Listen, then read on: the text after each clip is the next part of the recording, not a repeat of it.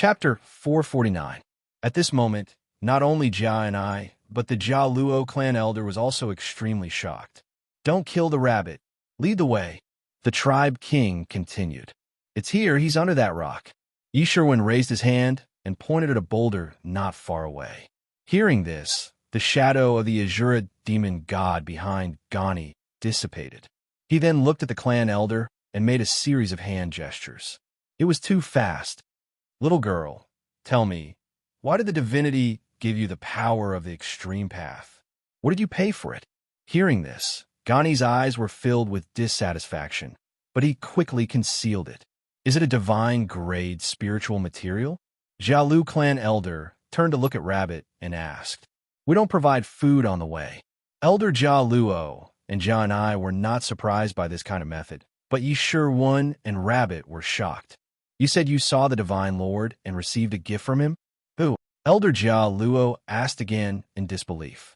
At this moment, he seriously thought that he had heard wrong. "Since this is an opportunity bestowed upon you by the divinity, you are an honored guest of our Shura tribe. We will not harm you. If you are willing, you can come to the Luoho Central Divine Palace. I will order people to take good care of you. If you are unwilling, you can leave on your own." However, this seemingly frail woman in front of him had actually grasped the power of the Azura extreme Tao that he yearned for even in his dreams.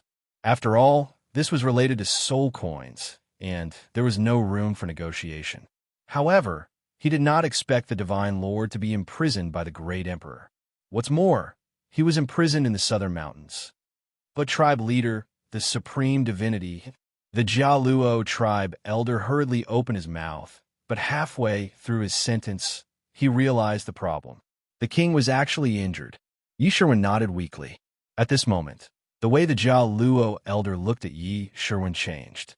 He was no longer as aggressive as before. When the tribe king heard this, he stared deeply at Yi Sherwin, after which he formed a hand seal in front of his chest, and an invisible force immediately supported everyone on the back of the gigantic beast, causing them to float into the air. "Tell me where you come from. Patriarch, are you all right?" Elder Jia Luo hurriedly asked. Hearing this, the tribe leader nodded slightly and led everyone to appear in front of the boulder in a flash. "What is this? It wasn't there when I was here," Yi Sherwin said with a dumbfounded expression. "I'm begging you. Rabbit is only 302 years old. He's still young." This was Gani's first impression. The power of the great emperor of the Eastern Mountain. The tribe leader said solemnly as he gazed at the boulder. "Phew, that scared me to death. They're too strong. They're even stronger than the rhinoceros horn from the neighboring mountain. It's too scary. I almost lost my life." The rabbit patted its chest, looking frightened. "Is it fun there?" At this moment, two figures galloped over from the rear of the Luo Ho army and appeared on the back of the bronze-colored beast. "Lead the way." The tribe leader looked at Yi Sherwin again and said, "Not only was the journey a waste of time, but it was also a huge waste of a box of dry bread. What a headache. A very precious spirit material." Meanwhile, Rabbit couldn't help but answer. He wanted to eat bread, so he asked me to use dry bread to exchange for his Azura word. Yi Sherwin replied in a low voice. When Yi Sherwin heard this, a dazed expression appeared on his face. Obviously, he did not expect that he would be let off so easily. Dong! Just at this moment, a pale gold, almost transparent golden bell appeared, and the Azura demon god's phantom image instantly dissipated. The tribe king's face flushed red, and he retreated several steps as he spat out a mouthful of blood. In fact, the tribe leader was also unwilling to give up, but he decisively gave up on the idea of meeting the Divine Lord. "Where is Beiki?" Upon hearing this, Rabbit's face revealed a curious expression. A moment later, Gani's figure appeared in the sky above the advancing Luo Ho army. He then descended and landed beside the tribe elder. "Who is it?" the Jia Luo tribe elder asked quickly. Although he had the strength of a ghost emperor, he was still a mere mortal in front of the great emperor. They were not on the same level at all. Beside him, Gani was completely dumbfounded and stood rooted to the ground. On the other hand, Rabbit was very excited and kept nodding at the side. In just a few moments, the few of them arrived at the rocky area that Yi Sherwin would need to spend a long time to reach. If the Divine Lord gave the power to the girl in front of him, then the Jia Luo tribe elder could completely understand how an outsider like her could master the power of the killing curse. Where's the Divine Lord? The tribe leader could not help but frown as he looked at the empty boulder. The power of the killing curse was actually mastered by an outsider. If he did not see it with his own eyes, he would definitely think that it was a joke. Looking at Yi Sherwin, Gani's emotions were extremely complicated. The shadow of the Azura demon god appeared behind him, its blue arms grabbing Rabbit and Yi Sherwin. Then Gani rose into the sky and headed toward the valley where the army was. Tribe leader, seeing the newcomer, the Jia Luo tribe elder quickly stood up and greeted respectfully. Then I want to go too. I'm sick of this mountain range. At this moment, the Jia Luo tribe elder spoke again. Tell me where you came from, and how did you master the power of the killing curse of my tribe? Gani's body trembled as he nodded. His figure immediately flew toward the back of the advancing Luo Ho army. Tribe leader, why would the power of the great emperor of Dongyu appear here? The Jia Luo tribe elder's voice was trembling. Jealousy was the main reason for this. Thinking of this, Gani turned her attention to Rabbit. As an explorer, freedom was the most important thing to her. Of course, money was equally important. Because she was not hungry yet, she definitely could not spend 5 soul coins. He was pressed under this rock just now, and only his head was exposed. Yi Sherwin was very surprised. It's very fun, and we have everything. Recently, the Mansion of the Dead has been rebuilt, and many live players have returned. The prosperity of the past is coming back. Yi Sherwin replied with a look of longing. However, the truth was right in front of him, and he had no choice but to believe it. Hearing this, Gani turned to look at her. However, Yi Sherwin still shook her head.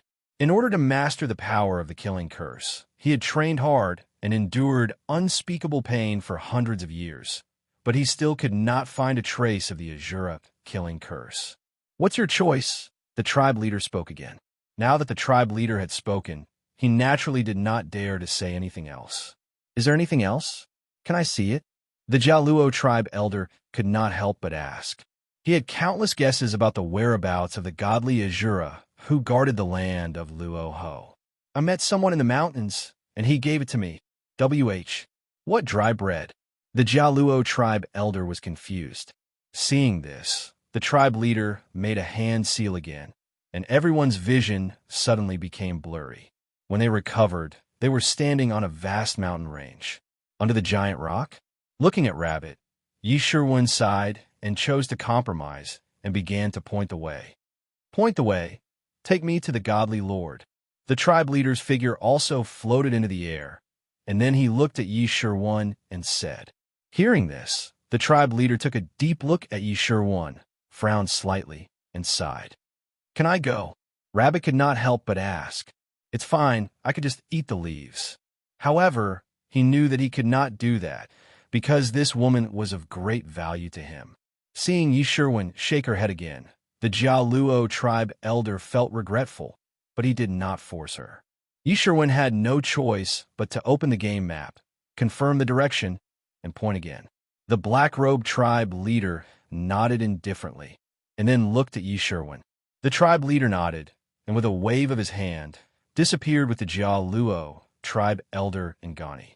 Thinking of this, the tribe leader said decisively, Let's go. However, he did not expect Yi Sherwin to be related to the godly lord who had disappeared for many years. At this moment, Yi Sherwin was extremely afraid. If he was killed, it would be a great loss. Hearing this, Yi Sherwin nodded in agreement. Me too. I almost went back to Beiki. In fact, he also had his own selfish reasons for bringing Yi Sherwin back. Seal the godly lord. When he said this, even the tribe leader's heart was in turmoil. Gani, quickly inform the tribe leader, the Jialuo tribe elder said immediately. Yi Sherwin looked at the pitiful rabbit beside him, sighed, and said he was not strong enough to go against the great emperor. Is it really the godly lord? The Luo tribe elder's voice was trembling, and he seemed very excited. "I'm fine. It did not hurt me, or else I would have been long dead." Looking at the golden bell that disappeared, the tribe leader's face was flushed red, and he spoke in a trembling voice. Due to the difficulty of communicating, he did not ask Yishirwan about this, and decisively brought Yishirwan back. Yishirwan thought for a while, and nodded, "Yes. Freedom." Yishirwan answered without hesitation. "Azura. Worthless." He could not imagine what kind of rare treasure could make the godly lord drool over it, and he could not resist the itch in his heart. "I don't know, I've never eaten it before, but it must be very delicious," Rabbit replied with a serious face. Hearing this, the tribe leader waved his hand, and the shadow of the Azura demon god suddenly appeared behind him. He swung it forward, trying to slap the giant rock away. Rabbit's body could not help but tremble, and he immediately lowered his head to pick up a bunch of weeds. As he chewed, he looked at Gani in confusion and said, "Don't worry, you are the fated one of the godly lord, so you are the Azura tribe's distinguished guest. I will never take away what you love." The Luo tribe elder promised with a solemn expression, because his final thought was to beg the tribe leader to help him remove the Shura imprint from Yishirwan's soul and then integrate it into his own soul. "Where do they come from?" the tribe leader asked with an indifferent expression. After all, it was a fact that Yishirwan had mastered the power of the killing curse. At this moment, he had already believed most of it. Azura Extreme Path? The Luo tribe elder, who was originally indifferent, suddenly had an extremely solemn expression. He then turned his gaze to Yishirwan. Hearing this, Rabbit and Yishirwan were dumbfounded, but the Luo tribe elder and Gani's faces turned pale. "My home. Cough, cough, cough." At this moment, the Luo tribe elder's eyes widened, and he could not help but cough. "What is dry bread?" The Luo tribe elder could not help but ask. Then, he reached out and grabbed Rabbit in his hand. Just as he was about to kill her, Yishirwan hurriedly said, "Gani, Azura." He admitted it himself. In order to save Rabbit's life, Yishirwan could only tell him everything, but he concealed the fact that he had used the analysis ability. "Goo goo goo. Tribe leader, what about them?" As he spoke, the tribe leader pointed at Yishirwan and then at Rabbit. At this moment, the Luo tribe elder and Gani were terrified.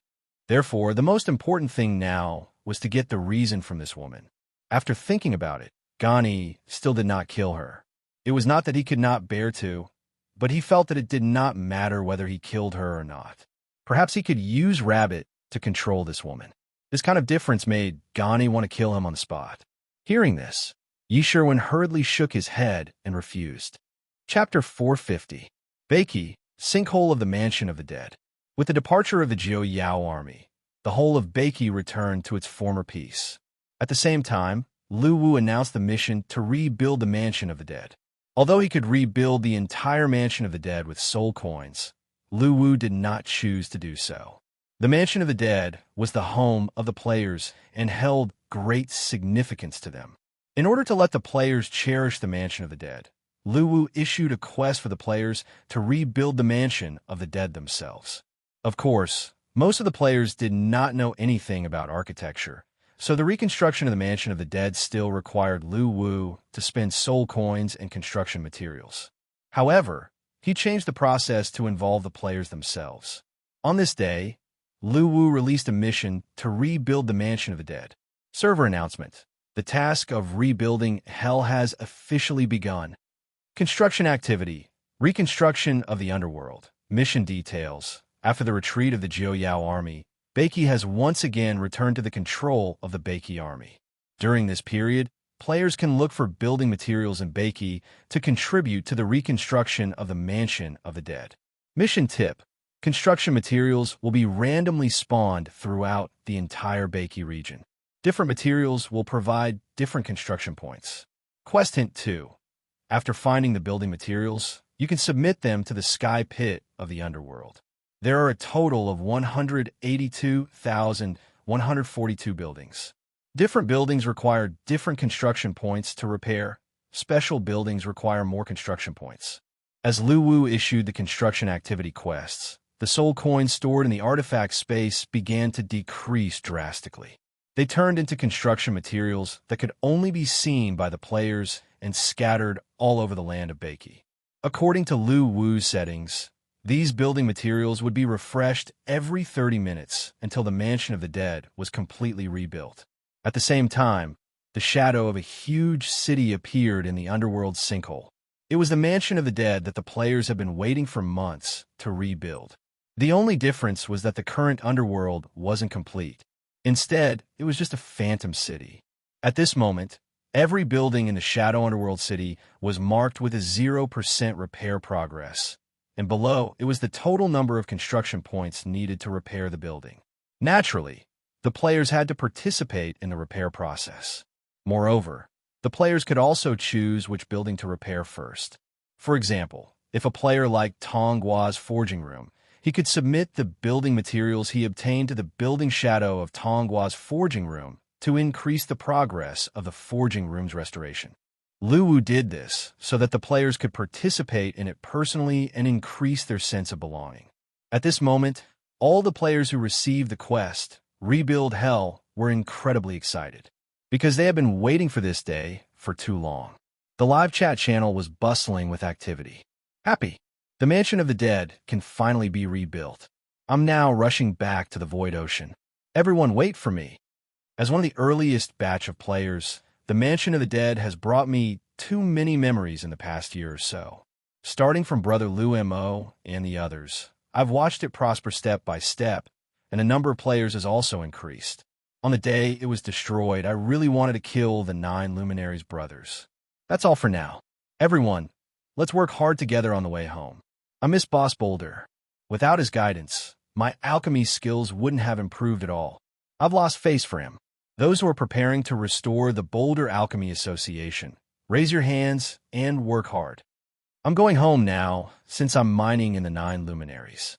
Is carrying bricks more important than the recovery of my great netherworld? Obviously not. F*CK, the F*King officials have finally started this mission. I've been waiting for a long time. If you guys don't believe me, I'm going to cry right now. Are there any teammates who repair Tonggua's forging workshop first? What if you trigger a hidden opportunity and get a weapon forged by Tonggua? Tongguaki. JPG. We must repair Beiki's palace first. Brother Lu Mo's residence must be rebuilt first. While you guys are chatting, a building material spawned next to me. I picked it up on the spot and threw it into the channel. Maybe I'm lucky, laughing emoji, to the previous poster. As long as you use the building material to repair Tonggua's forging workshop first, we'll be brothers with different fathers and mothers. After the mission was started, the players enthusiastically participated in it. Many players came from the Void Ocean, the land of the 9 Luminaries, the Kuelong Ocean, and even further places to Beiki. Although the mission to rebuild the Mansion of the Dead did not bring any benefits, the significance of the existence of the Mansion of the Dead was far more important to the players. With the return of a large number of players, Beiki, which had been deserted for a long time, regained its liveliness once again. At this moment, on the east side of Beiki, Liuli, the Wooden Tortoise clan was timidly looking at the waves of players who were running wildly outside. Grandpa, what are they doing? The little tortoise looked at his grandfather curiously. Don't worry about them. They're just going crazy on a daily basis. You'll get used to it, the old tortoise said with a hint of nostalgia on his face. North of Beiki, the wood demons who had been hiding in the North Rocks for a few months were alarmed by the noise outside. They poked their heads out and saw that there were players everywhere outside. Although the players were only looking for the newly spawned building materials and did not do anything to them, the wood demons still cursed in their hearts. Why are these tree-chopping bastards back again? I can't live on like this anymore. South of Beiki, west of Beiki, the players once again filled the land of Beiki. Many of the clans of Beiki once again saw the joyous scene that they hadn't seen for a long time. The familiar psychopaths were back. Once again, they began to run aimlessly in the land of Beiki with smiles on their faces. Laughter, teasing, Everything was the same as before. They hadn't seen this scene for a long time after the arrival of the Nine Luminaries' army. Some were nostalgic, some were gnashing their teeth, but they were very clear about one thing. The rulers of the land of Baki had returned. Although they were crazy, they were undoubtedly the overlords of Baki. From the moment they arrived at the Nine Luminaries' army, they had moved forward step by step. They had suffered setbacks, but they had never fallen. They were extremely arrogant, unreasonable, and unscrupulous. Their madness had made many of the clans of Baki feel that this clan would be destroyed in the next crisis. However, they had overcome the crisis of the moment, the crisis of the Rock Nation, and the crisis of the Sea King. With such arrogant steps, this weak clan withstood all the pressure from the outside world and became the well-deserved king of the land of Baki. This proved their strength, and it also proved that they had the ability to do whatever they wanted. This time, with their arrival, the land of Baki once again belonged to them. The familiar scene and the familiar figures. This day in Baki was like the past. Everything seemed to have returned to the day when the players who called themselves the Baki army first arrived. The players were still the same players. They had never changed. They would quarrel over the ownership of the building materials and even fight over the distribution of the building materials. However, they were real and always full of energy. With their presence, the rain of blood fell, adding a trace of warmth to the gloomy and cold Baki. Unknowingly, the clans of Baki had long gotten used to the existence of the players. They inexplicably missed the days without them. This included the clans that were often bullied by the players. Since their king joined the Baki camp, many of the clans even became very good friends with the Baki players. With the return of their friends, many clans that were hiding in the mountains and underground also came out one after another. Looking at the players who were running around aimlessly, they were inexplicably excited. "Captain, you actually want to repair the grocery store next door first.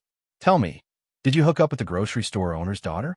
I've decided to use this material to repair the wine shop of the Wood Spirit clan. No one can stop me. If you disagree, take my hammer and hand over the building materials. I saw this building material first. Get lost. Can you be human? I saw it first. A group of people came to snatch a piece of building material like dogs. Look at the mission panel. The repair progress of Tonggua's forging workshop is already at 38%. People of the great king of Baki's residence, work harder, don't let them catch up. If they don't give up the materials, beat them up. The members of the Guardian Angel Guild are all idiots. Don't ask why, just beat them up. Angry, haha, I miss it. I'm so happy to see you guys so crazy. Come on, cut the crap, it's the players' rules. Fight if you're not satisfied. Supporters of the Great Rock Association, unite and beat them up. I've just logged off and adjusted the automatic replenishment of the nutrient solution. I won't go offline until the Mansion of the Dead is repaired. All of you get busy. When you guys were BBB, I had already found 5 building materials. Lonely as snow, monolith lighting smoke. JPG. At this moment, many players started a frenzied fight against each other in order to restore their favorite buildings first. As a player said, if you and I restore the building I like together, then we are brothers with different fathers and mothers. Otherwise, we are enemies. Factions named after various buildings appeared in the chat channel. For example, the Great Rock Apothecary Association was the strongest in the universe. Tonggua's Forging Workshop was the best in the world. The Wood Spirit Wine God Alliance. The king of Baki's residence suppressed the heavens and realms. The grocery store next door destroyed the world. The flower shop in the Mansion of the Dead sent you off, and so on. The emergence of competition increased the players' enthusiasm for repairing the Mansion of the Dead. In order to make their favorite building the first to be restored, the players actively participated and worked hard. With the players' hard work, the restoration of the Mansion of the Dead accelerated, and the players felt a great sense of satisfaction in their hearts. This was because they were participants, and it was their hard work that brought the Mansion of the Dead back again.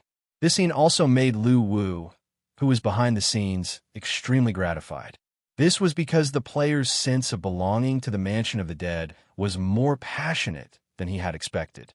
Chapter 451. At the same time, the reconstruction of the Mansion of the Dead was in full swing. At the border between the land of the nine luminaries and the land of Rahu, a huge army was slowly advancing into the land of the nine luminaries.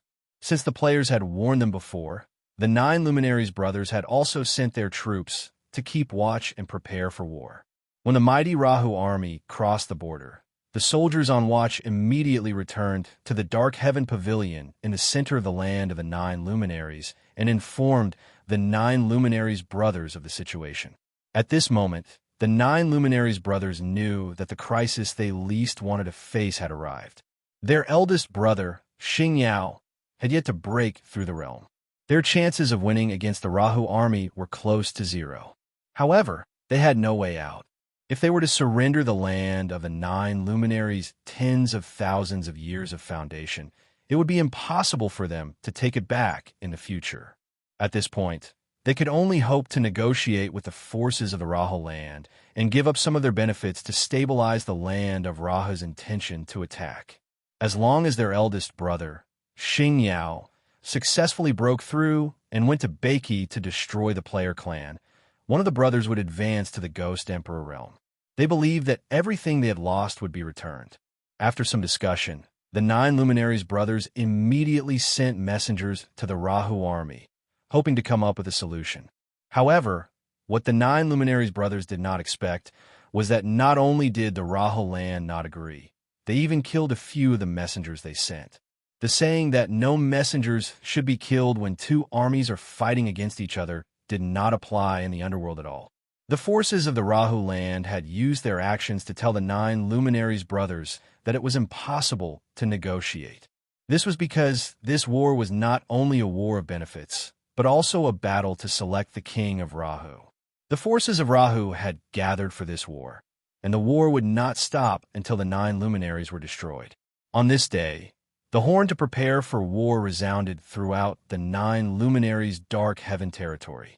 The entire territory's military power was deployed to the central area, and all the camps in the outside world were abandoned.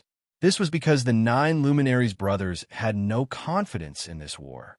Although the brothers had thought that they might perish with the passage of time, they did not expect the cruel law of the jungle to befall them so soon. If they lost this war, there would be no more nine luminaries. At this time in Baiki, as the war horn sounded in the land of the nine luminaries, the players who had received the news were ready to watch the war. Regarding this battle, the players expressed their opinions one after another. Watermelon_Taro. Everyone, guess who will win this battle? Of course, I bet that Rahu region will win. Laughing emoji. Shueli_the_ strongest. There's no comparison at all. The land of the nine luminaries is now in a half-crippled state. The glorious moon was killed by us. The glorious sun was bombed to death by the bomberman. The glorious gold was besieged to death by us, the Baiki army, and the European server. Now, the glorious earth is dead as well. On top of that, the nine luminaries have lost a lot of troops in the war with us. Evil dog pouncing on food. That's right. Otherwise, the nine luminaries brothers wouldn't have thought of dragging us players down with them. Wandering sorcerer. Sigh. The nine luminaries were so strong back then, but it still came to an end in the end. King of War. I've been looking forward to this day for a long time. Unfortunately, it wasn't us players who destroyed the nine luminaries. Sighing emoji. Roasting_Jade_hair_ while _hugging_Chong. Actually, I think it's best if the nine luminaries can hold on and force the land of Rahu region to retreat while suffering heavy losses. In that case, we can sit on a mountain and watch the tigers fight, then reap the benefits. Perfect. Laughing emoji. Crayon_Shinchan. Why are you thinking so much? Does anyone want to watch the battle live? It's meaningless to speculate. It's a rare battle between two territories, so watching it live is probably more exciting than watching a war movie. Anyway, we're not the ones dying. Laughing emoji. _large_wolf dog replied to Crayon_Shinchan. Let's form a team and go together. Laughing emoji. Crayon_Shinchan replied to _large_wolf dog. Then you should find me first. I don't think you'll ever find me with your IQ. Laughing emoji. Shaoxi_ is _mature_lady. Actually, Everyone could take advantage of the situation while watching the battle. If you see someone with low HP, you can rush up and kill them easily. Laughing emoji. Friendly reminder, this is risky. It's suitable for players who value money more than their lives. Laughing emoji, little genius underscore, yeet underscore Sherwin. Picking up money. I want to go too. Crayon underscore Shinchan. Come. Let's go. Bakey's sightseeing group. It's so lively next door. What kind of good neighbor are you if you don't go and cheer for them? In the official forum, the players were discussing the upcoming war between the neighboring land of the 9 luminaries and the land of Rahu. In the end, the players expressed their desire to watch the battle live. However, since they were going to watch the battle, the players did not plan to go as a group. After all, they were not going to fight. Instead, they were going as guilds or teams. At this moment, the construction of the Mansion of the Dead had entered the final stage. It was not far from completion.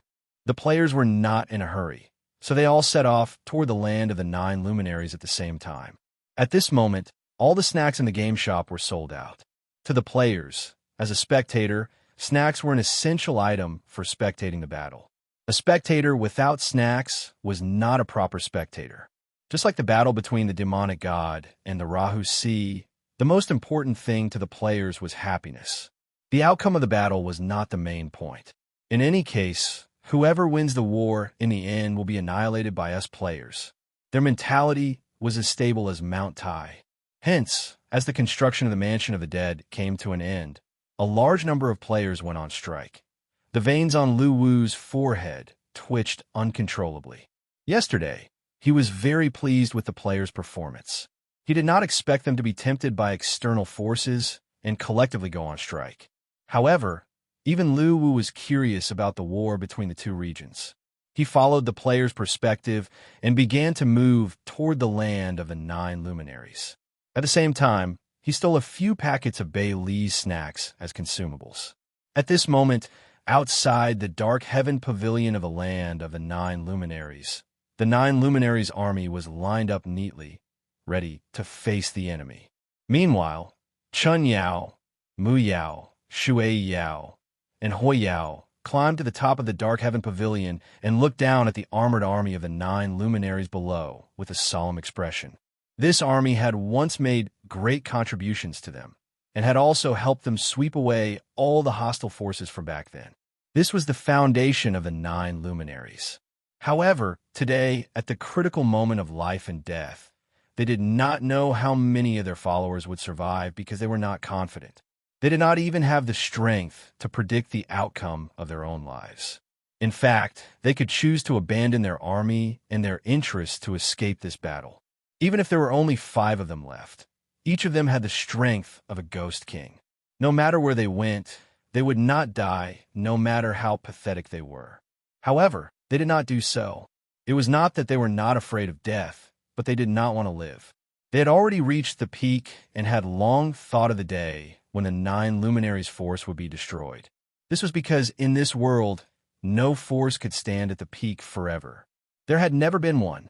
The 9 luminaries' brothers would not be an exception. Do you have any thoughts? Looking at the neatly lined up army, Chen Yao turned to his brothers and asked, "Just as we 9 brothers have said, since we've built this foundation, we will share life and death, honor and disgrace together. We will never give it away." Hui Yao said with a smile, "At least this big region has been marked with our past glory. That's enough." Mu Yao could not help but laugh. "Let's have a good fight. There's no such thing as eternal victory and invincibility. We will still lose and die in the end. It's just that it's earlier. No regrets." Shui Yao said with red eyes. "Ha ha, this is my brother. I really miss the days when we fought together to conquer this territory. It's been too long. It's time for us to risk our lives for the future." While Chen Yao laughed, he waved his hand downwards and said, "Let's go. My fellow soldiers, if you die in this battle, you're all terrifying." Roar! All the soldiers of the 9 luminaries' army raised their weapons in unison and roared in response to Chen Yao's question. At this moment, be it the 9 luminaries' brothers or the soldiers, all of them were mentally prepared. As they waited, an enormous army appeared on the horizon. The sound of heavy footsteps, The raised crimson Rahu military flag, the half-naked warriors, and the roars of countless bronze-colored giant beasts struck the nerves of the 9 luminary soldiers. Chin's eyes shone with a strong desire to fight as he looked at the approaching Rahu army. Since there was no way to avoid it, they could only fight. Then, he looked down and roared, "Prepare for battle! Woo-woo!" The horns sounded. Roar! The soldiers responded in unison. Then, the armored army quickly formed into a formation to face the enemy. Countless armored soldiers came to the front and lined up neatly with their shiny black shields, forming a steel defense line. Behind them, countless cavalrymen leaped onto their mounts. Huge black crows flapped their wings and carried the cavalrymen into the sky, waiting for the horn to sound. In the distance, as they got closer and closer to the mystic heaven region, the Rahu army began to adjust their formation. Countless bronze bees sped up and gathered at the front of the army, forming a torrent of steel. The morale of the Rahu soldiers was high for this battle, because after this battle, their king would be born. Countless Rahu forces were also prepared to kill the enemy and fight with all their might for the throne. Tribe King, we've entered the mystic heaven region. The enemy's troops have gathered. At the center of the Rahu army, the elders of various forces surrounded the tribe king and reported the situation. "Slow down and prepare for battle," the tribe king said in an indifferent tone. The elder of the black demon race nodded and galloped toward the front of the army. At this moment, the tribe king spoke again. "All of you, return to your respective forces. Don't stay with us. This battle is still up to you." The clan elders standing around nodded immediately. Their figures turned into flowing lights and sped toward the areas where their respective forces were located. After everyone left, the tribe king suddenly turned to look at Luo Xiao, who was standing beside him. "Are you ready?" "I've been ready for a long time. Brother Juyao will be the sacrifice for me to become a god." A ferocious smile appeared on Luo Xiao's face. As he spoke, the marks of the path of self-sacrifice and the path of physique flashed across Luo Xiao's forehead. "I'll do my best to help you in this battle. Take care. Good brother, if I achieve the human sovereign Tao in the future, I'll repay you 10,000 times. Luo Xiao looked at the tribe king solemnly and said, "As long as you don't die, I'll just be the Rahu king. I'm not as ambitious as you are." The tribe king shook his head with a bitter smile. "Ha ha. If you weren't ambitious, you wouldn't have competed with me for the position of Rahu king." Luo Xiao could not help but laugh. As the two of them conversed, the two armies looked at each other from afar, and the distance between them continued to shorten. The war of the major regions was about to break out. At this moment, the spectators were also rushing over with snacks. Chapter 452. The players who only came to watch the show were deeply shocked at this moment. There were lives and there were deaths. Everything was progressing in an orderly manner, regardless of whether the players were there or not. Even without their existence, the trajectory of this world was still moving as usual. As the Rahu army approached, the battle between the big regions was about to begin. Under their joint attack, the two competitors of the Ghost King realm did not even have a chance to resist and were quickly killed. Since they were ready to sacrifice their lives, the next battle was to fight to their heart's content. This was the real war in the underworld. The moment it began, it was foretold that one side would be destroyed. It also meant that countless lives would wither after this battle. Shield Kill, the 9 luminaries' shield warrior commander, stomped his feet and roared in anger. Blood rained down from the sky as the Rahu King candidate's body was instantly torn into pieces. It had nothing to do with the plot or the main storyline, but it was closely related to their actions. The crimson waves of fire approached at this moment and collided with the 9 luminary shield formation that stretched for several miles. At the moment when the formation was in chaos, the 9 luminaries' cavalrymen who were already prepared began to charge. It was their existence that changed the fate of the land of the 9 luminaries. Under the state of physique cultivation, these demonized soldiers no longer felt pain. Every punch was thrown with all their might, and a violent force instantly tore a hole in the 9 luminary shield formation. The bodies of all the Rahu warriors began to expand. Air currents that resembled flames surrounded their bodies, and every soldier's eyes became extremely red. At this moment, it was a battle between soldiers and generals. Their strongest attack was a joint attack, and the power they could display was far beyond their own realm. Seeing this, Gani's heart tightened. He quickly activated the demon god Shadow and prepared to face the enemy. Boom! When the Rahu army waved the military flag and gave the order to attack, the crimson waves of fire spread from the back of the Rahu army. It was like an epic war scroll drawn with iron and blood. In the sky and on the ground, the scene of the two armies slaughtering each other could be seen. In this battle, they were fighting for victory, for their clansmen, and for the throne, so they didn't dare hold back in the slightest. They immediately revealed their strongest attainments in the Azura Tao, and they transformed into numerous Azura fiend gods that charged towards the place where the battle was the most intense. Everything they had done had pushed the land of the 9 luminaries into the great territory war instead of the inevitable direction of the game. Battle Online was not like that. Therefore, when they saw the war between the 9 luminaries' army and the Rahu army, which they had been fighting for nearly half a year, every player had the same feeling. Instead of saying that they were the protagonists of the game, it would be more accurate to say that they were participants in this world. Boom! At this moment, the hostility in the hearts of the 4 brothers had been awakened. Hence, at this moment, when the players witnessed everything before them, they couldn't help but be shocked. When the bronze giant beast attacked, all the giant shield warriors roared in unison. They leaned forward and held their shields firmly. At this moment, after the players passed through the barren grassland's teleportation point, they were gradually approaching the battlefield, the Dark Sky Pavilion. This batch of shield warriors was the most elite military unit in the 9 luminaries' army. Every warrior had the strongest physique in the entire army. Competitors of the Rahu king of each race. Make your move. No one would remember them, and no one would cherish their contributions. This was because they had pushed the structure of the big territory to change, which led to the outbreak of this war. Ha ha! 4th brother, I know what you mean. Let's see how many future Rahu kings we can kill today. Huayao immediately grinned and laughed. This was the combat strength that the 9 luminaries' brothers had forged through 10,000 years of conquest. At this moment, their muscles tightened as they connected all the strength in their bodies with the giant shields in their hands, ready to withstand the impact. Everyone gathered together. Beware of being left alone.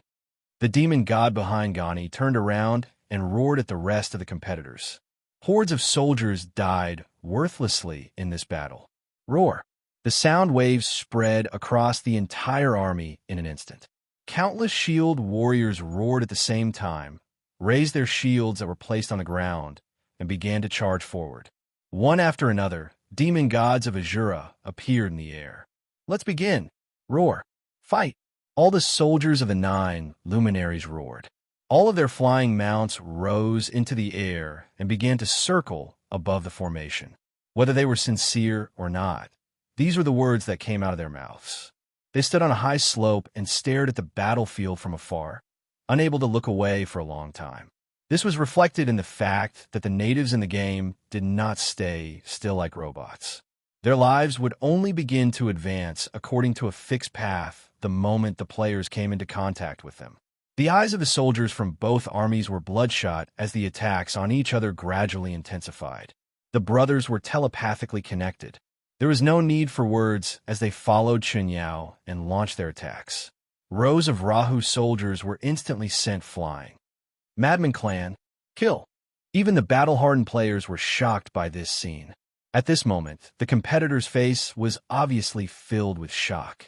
The players who witnessed this scene from afar were also shocked. Every second, a large number of soldiers would fall, but not a single soldier would be shocked by this. Even their fear had faded at this moment. This was because they lived in a world where the strong preyed on the weak. That was why they had thought about their future. The eyes of the Rahu soldiers were bloodshot as they began to punch the giant shields in a frenzy. Players often mentioned in the forum that one of the most admirable things about Battle Online was its complete worldview. In the distance, as the battle intensified, the commanders of both armies had joined the fray as well. Praying to the gods for protection was the stupidest thing to do if one wanted to live. However, the players had always killed the 9 luminaries' brothers who were alone. They had never thought that they could be so destructive when they joined forces. The few of them immediately approached Gani when they heard him. Seeing this, Chen Yao grinned ferociously and suddenly charged toward Gani. When the players leaped over the steep slope in front of the Mystic Heaven territory and could clearly see the 2 armies fighting, they were all shocked by what they saw. This was the bloody and cruel war of conquest in a large territory. In the distance, they were different from the 9 luminaries' brothers. Although there were many forces in the Rahu land, they were ultimately of the same clan. They would not start a war unless there was a huge conflict between them. At this moment, blue and red waves of fire collided. Deafening battle cries were heard on the vast battlefield. Their voices echoed in every corner of the battlefield. "Brothers, I heard that Rahu is participating in this battle to become the Lord of the Abyssal Prefect. Even if they were to lose this battle, they would never retreat." The Lord of Rahu had begun. Demonization. All the soldiers entered the demonized state as their physical strength increased continuously. As the defenders, the 9 luminaries' army was ready for battle. The giant shield warriors were at the forefront of the battle. The fear in Chen Yao and the others who were standing on the top floor of the Mystic Heaven Pavilion had faded. All that was left was a strong desire to fight. Soldiers were fighting with all their might as far as their eyes could see. The war between the 2 territories had officially begun. In terms of combat experience, they were far behind the 4-9 luminaries' brothers. It was not a joke to say that lives were as worthless as grass in a war. It was the most appropriate description for every soldier. The 4 brothers roared in unison. The ground beneath their feet cracked instantly as they turned into 4 streams of light and charged toward the Azura demon god's projection. The battle was even crueler. All the soldiers had no choice but to fight to the death because they knew that the moment they fell, they would become a lowly corpse that was trampled on by others. "Ha ha, the first one!" Hua Yao roared in excitement. He looked up at the sky and licked the falling blood rain. Seeing this, Hua Yao and the others followed Chen Yao and descended. They were ready to fight to the death with their 4th brother. As his voice fell, countless figures rose into the air around the battlefield and charged toward the place where the battle was the fiercest. These competitors were like Jiamu. They were the most outstanding representatives of their respective clans. They were also the most promising competitors of their clans. Seeing the Azura demon god's projection approaching, Chen Yao, who was at the back of the 9 luminaries' army, grinned evilly. It was just like the oath of allegiance they swore to their king the moment they chose to become soldiers. The 9 luminaries were never one person, but 9. Yaluo clan, kill. However, the 4 brothers had already appeared beside him. Each of them grabbed a part of his body and exerted their strength at the same time. They trusted Gani very much because they knew that Gani was the strongest among the candidates for King Luoho. To die in battle, it was one of the best endings for them because they were soldiers and, more importantly, warriors. Even though they were not there yet, the deafening battle cries coming from afar were equally shocking. However, to his surprise, Chen Yao and the other 3 changed their direction at the same time as they approached. The 4 of them punched and destroyed the demon god's projection on the body of a competitor on the right. They grabbed his body at the same time and tore him into pieces once again. After that, the dark blue ocean-like charging army attacked. Roar! The giant bronze beast raised its head and roared. It moved its limbs and began to charge as well. This was the true strength of the 9 luminaries' brothers. The ground shook violently at this moment. All the demonized soldiers began to move and roared as they charged forward. The scene was like a rolling wave of fire that surged forward. It was an oppressive feeling. The scene shocked the other candidates for King Luoho. The moment they approached the battlefield, they locked onto a candidate for King Luoho. The 4 of them attacked at the same time and instantly destroyed the Azura demon god projection. Dark blue flames that were completely different from the Luoho soldiers appeared on their bodies and slowly surrounded them in their mouths. Black Demon Clan, kill. Everyone fight. Chen Yao leaped from the top and landed on the ground. I'll die with no regrets fighting for my king. At this moment, the elders of the Luoho clan levitated into the air and shouted the order to attack. The only way was to kill all the enemy soldiers in front of them in the cruelest and most merciless way. It was to fight for a chance of survival for themselves and their own forces. At the back of the Luoho army, the tribe leader looked at the battlefield and said calmly, "Kill." The cruel truth of war was embellished with fresh blood on the vast battlefield. In terms of combat experience, the brothers had gone through 10,000 years of battles. None of them were rookies, and they would not be scared off by a temporary disadvantage.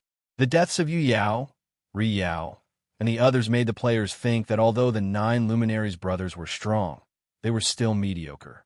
At this moment, Chun Yao and the others had proven to the players that they were the kings of the land of the 9 Luminaries with their bloodthirsty and arrogant 2 kills. Galu Clan, kill. Chapter 453. The combat power that Chun Yao and his brothers displayed shocked Gani and the others. They thought that among the current top forces in the land of the 9 Luminaries, only Xing Yao, the king of 9 Luminaries, would be their match. However, they had obviously miscalculated this time.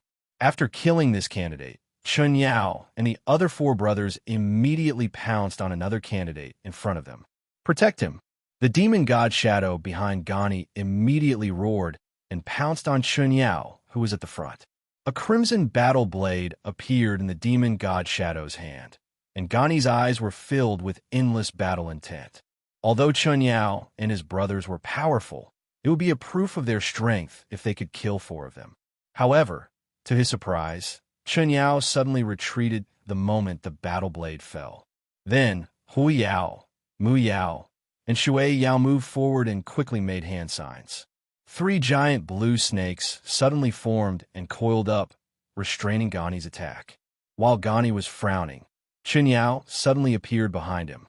His right hand turned into a blade and slashed at Gani's neck. At this moment, Gani panicked and wanted to control the demon god shadow to defend himself. However, the demon god shadow was entangled by the 3 giant snakes, and he could not spare any strength to resist Chun Yao's attack. A blue flowing light flashed on his hand blade. The hand blade slashed through the air and a sharp sound was heard. At this critical moment, a few candidates beside Gani attacked at the same time and controlled the demon god shadow to attack Chen Yao. Seeing this, Chen Yao revealed a bloodthirsty smile. His body suddenly flashed and disappeared on the spot. He appeared next to a candidate and slashed down with his hand blade. It could be said that Chun Yao did not intend to kill Gani from the beginning. The moment he attacked, he was already prepared to move. This was an absolute advantage in terms of battle experience. Crack! Chen Yao's hand blade hit the demon god shadow outside the candidate's body. Cracks instantly spread all over the demon god shadow's body before it collapsed and turned into specks of starlight. While the candidate was still in shock, Chen Yao's right arm moved like a snake and grabbed the candidate's neck. His left hand quickly followed up. Under the horrified gazes of Gani and the others, this person was split into 2. Looking at Chun Yao, who was bathed in the rain of blood and grinning hideously, their hearts trembled. "Ha! 4th brother, good job," Hui Yao shouted excitedly. He then manipulated the spirit snake to coil around Gani's blade and bite him. When the other 2 brothers saw this, they immediately cooperated and wanted to kill Gani. Seeing this, Gani immediately activated his strongest power. Many scarlet characters instantly appeared on the surface of the demon god's phantom's body. Its power suddenly skyrocketed, and it flung Hui Yao and the other 2 away. At this moment, Chen Yao suddenly appeared beside him and punched the demon god's head, sending him crashing into the ground. Attacking and defending as one, the 4 brothers caused more than 10 people to fall into a disadvantageous position. This was the guarantee that the brothers would be able to become abyssal prefects. After tens of thousands of years of fighting, They had the experience to deal with any kind of battle. The 9 brothers started off as ordinary soldiers. Just like Abyssal Prefect Sangshu, they used battle after battle to prove themselves. Step by step, their rich experience and techniques were backed by mountains of corpses and seas of blood. Risking life-killer moves were as easy as eating and drinking in their battles. They had already become a part of their lives. Coupled with the brothers' absolute trust and tacit cooperation, they were fearless when they attacked together. At this moment, even though there were more than 10 contestants, they were clearly at a disadvantage. As time passed, 2 more people were killed by Chun Yao's 4 brothers. Using the strength of 4 people to fight against more than 10 Ghost Kings so arrogantly, this was what the brothers wanted to do to their heart's content. And the fear on their enemies' faces were the spoils of war they wanted to see the most. This scene was also seen by the tribe king who was behind Luo Ho's army. At this moment, he slowly spoke. It seems that the long period of peace has caused them to lose too much. Yeah, how can their battle methods compare to ours back then? At that time, even the weakest few people in the Rahu region were much stronger than them, let alone the 2 of us. Luo Xiao stared at the battlefield and said in a deep voice, "That's right. How can their battle methods compare to ours? Looks like their tribe elders will have to take action. If they continue fighting like this, I'm afraid none of them will survive." The tribe king frowned slightly. "No need, I'll go. After all, the 9 luminaries are my sacrifices." Luo Xiao let out a sinister smile. "Your strength is only at the Ghost King level. All right, cultivation level doesn't represent everything. Don't forget, I was once a god." As he spoke, Luo Xiao's figure turned into a black stream of light and flew toward the center of the battlefield. Looking at Luo Xiao, who was leaving, the tribe king could not help but sigh. He was not worried that Luo Xiao could not deal with Chun Yao and the rest. Although his strength was only at the early Ghost King level, as Luo Xiao said, he was once a god. Even if he lost the power of the Azura Transformation Dao, he still grasped the power of the Azura Extreme Dao, the Self-Sacrifice Dao, and the Physique Dao. At his peak, he had even comprehended the power of the Azura Law. Against Chun Yao and the rest, it was impossible for Luo Xiao to lose. He sighed because the immortal slaying path that Luo Xiao walked on was almost a dead end. Facing the attack of Chun Yao and the rest, Gani and the rest were extremely nervous. They could not predict the next attack point of Chun Yao and the rest, and could only deal with it. In this kind of battle, they were beaten to the point where they could not fight back. But they did not dare to retreat, because they might become King Luo Hua in the future. At this moment, they were the focus of Luo Hua's soldiers. If the person who might become the king in the future ran away, how were they going to convince the masses in the future? Therefore, even if they had the determination to die, they had to grit their teeth and hold on. They had to use all their means to resist Chun Yao and the rest, and think of a way to fight back. When another candidate for King Luo Hua was torn apart, Gani finally could not hold it in anymore. The demon god shadow behind him roared angrily. He activated the demon god shadow with all his might and attacked Chun Yao, wanting to fight with his life on the line. At this moment, a figure appeared in front of him. Then, he only felt his vision go black. His vision quickly retreated, and then his body fiercely smashed onto the ground. Gani hurriedly got up, looked into the distance, and immediately saw a familiar figure. He had crimson hair and bronze-colored skin that looked like it was made of reinforced steel. It shone with a dark luster under the sunlight. His naked upper body was also outlined with dark red lines, and his gaze was extremely oppressive. Luo Xiao. Gani did not know much about this person. He only knew that this person seemed to have a great relationship with the king. When the king said that this person would also participate in the battle for King Luo Hua, Gani only had one thought, and that was to get in through connections. Because Luo Xiao had never displayed his strength, he did not have the prestige to match his strength in the various races. All the candidates, including Gani, looked at this person with disdain and did not think that this person would be a match for them. But just now, when Luo Xiao sent him flying with a kick, he did not even have time to react, and that huge force shocked him even more. Then, a scene that shocked Luo Xiao even more happened. A scarlet mark slowly appeared on Luo Xiao's forehead, and the dark red lines on his body emitted a scarlet luster. Azura soul. Seeing this scene, the shock in Gani's eyes could not be any greater. If Yi Sherwin's Azura word was the ultimate power of the killing curse path, then the Azura soul, mark that Luo Xiao displayed at this moment, was the strongest ultimate power of the physique path.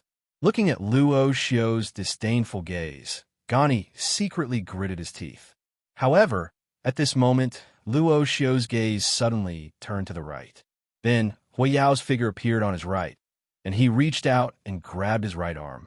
In the blink of an eye, Chun Yao, Mu Yao, and Shui Yao appeared around him at the same time, each grabbing a part of his body. Dying! Hui Yao's arrogant laughter appeared. Then, the four of them exerted force at the same time, preparing to tear Luo Xiao into pieces. Then, a scene that surprised them happened. Because Luo Xiao's body was not torn into pieces, and he was still standing in the same place. Die! Chun Yao and the other three roared again and began to tear with all their might. However, Luo Xiao just stood there calmly, allowing them to pull him. The ultimate power, Azura Soul, gave him the strongest physical body in the Azura path. Even though he only had the strength of an early-stage Ghost King, he was still not something that Chun Yao and the others could tear apart. At this moment, Chun Yao and the others' hearts were beating wildly, while a disdainful smile appeared on Luo Xiao's face. Then he turned around and grabbed Hui Yao, grabbed his hair, and pressed him to the ground. Boom! Hui Yao's head was stuffed into the ground. Seeing that their brother was being controlled, Chun Yao and the other two ruthlessly swung their fists towards Luo Xiao's neck. Roar!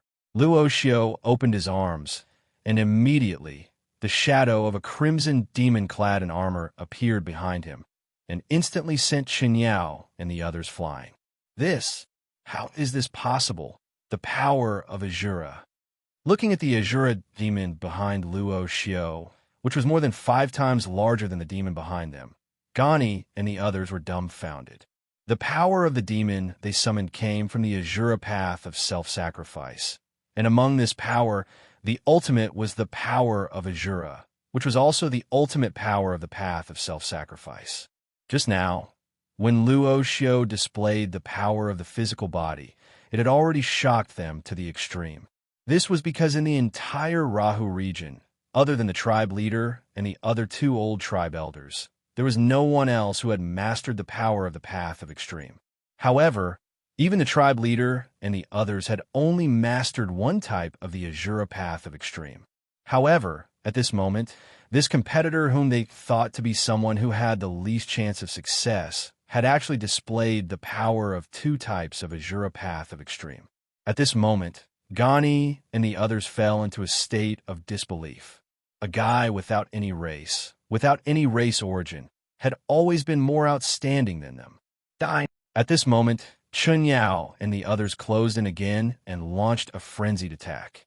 However, Luo Xiao just stood there, enduring the storm-like attacks.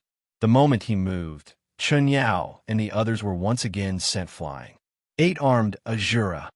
Luo Xiao murmured softly. Crimson flames engulfed the entire body of the Azura demon. The demon behind him swayed, and 6 more arms grew from his back. Seeing this, the players who were watching the battle from afar were in a state of shock. F***CK, boss, isn't this the power of the demonic god? Sun Qi, who was also watching the battle, suddenly turned to look at Guyu and said, Guyu is also shocked. I also remember that boss demonic god used this ability when he was fighting Hitorigami. Why does he know it too? Could it be that this guy is also the disciple of the demonic god, your senior? Sun Qi immediately said, No, I think it should be the demonic god. He has also cultivated the path of Azura. Looking at Luo Xiao from afar, Guyu made a guess with a serious expression. Chapter 454. Rashu's sudden appearance in the middle of the battlefield shocked Jia and I and the other competitors of Rashu King. Moreover, the strength he displayed shocked Chun Yao and the others. So what if he was an early-stage Ghost King? As Luo Xiao said, he was once a god. The heights that he had reached were things that others could only look up to and yearn for in their lifetime. This was his confidence. He had a strong physique and a spell that was like the power of a devil. Just these 2 points alone made him invincible in an army of 10,000. What a pity that only a few of you are left in the 9 luminaries. Luo Xio's lips curled up slightly as he looked at Qin Yao and the rest who were in disbelief. It's enough to kill you. In the face of such provocation, the hot-tempered Hui Yao took the initiative to attack. His figure drew a blue arc like lightning and suddenly appeared beside Luo Xio. A blue ice crystal appeared in the center of his palm. Eighth brother, you can't. Qin Yao immediately opened his mouth to stop him, but Hui Yao had already approached Luo Xio, and it was too late to stop him. Die! The moment his right arm swung down, Hui Yao gathered all the strength in his body and slashed at Luo Xio's neck. At this moment, Rashu, who had been standing at the same spot, finally made his move. The 8 arms of the Azura demon god behind him joined together in front of him, and a golden sun appeared behind the demon god's head. Barry, Luo Xio murmured. All the light beams instantly condensed and solidified, shooting towards the approaching brilliant flame. Die! Hui Yao shouted hysterically as he ruthlessly slashed at Luo Xio's neck. However, just like before, this attack did not cause any damage to Luo Xio. At the same time, the golden beam of light suddenly descended and instantly pierced through Hui Yao's body. Ugh! Blood spurted from Hui Yao's mouth. Die! Die! Looking at Luo Xio, who was almost invincible, Hui Dazzling's eyes were filled with resentment. Trembling, he raised his hand again and powerlessly slapped Luo Xio's body. Bang! The demon god's shadow flickered, and Hui Yao was sent flying like a kite with a broken string. Eighth brother, Qin Yao and the others immediately stepped forward and caught Hui Yao, who was flying towards them.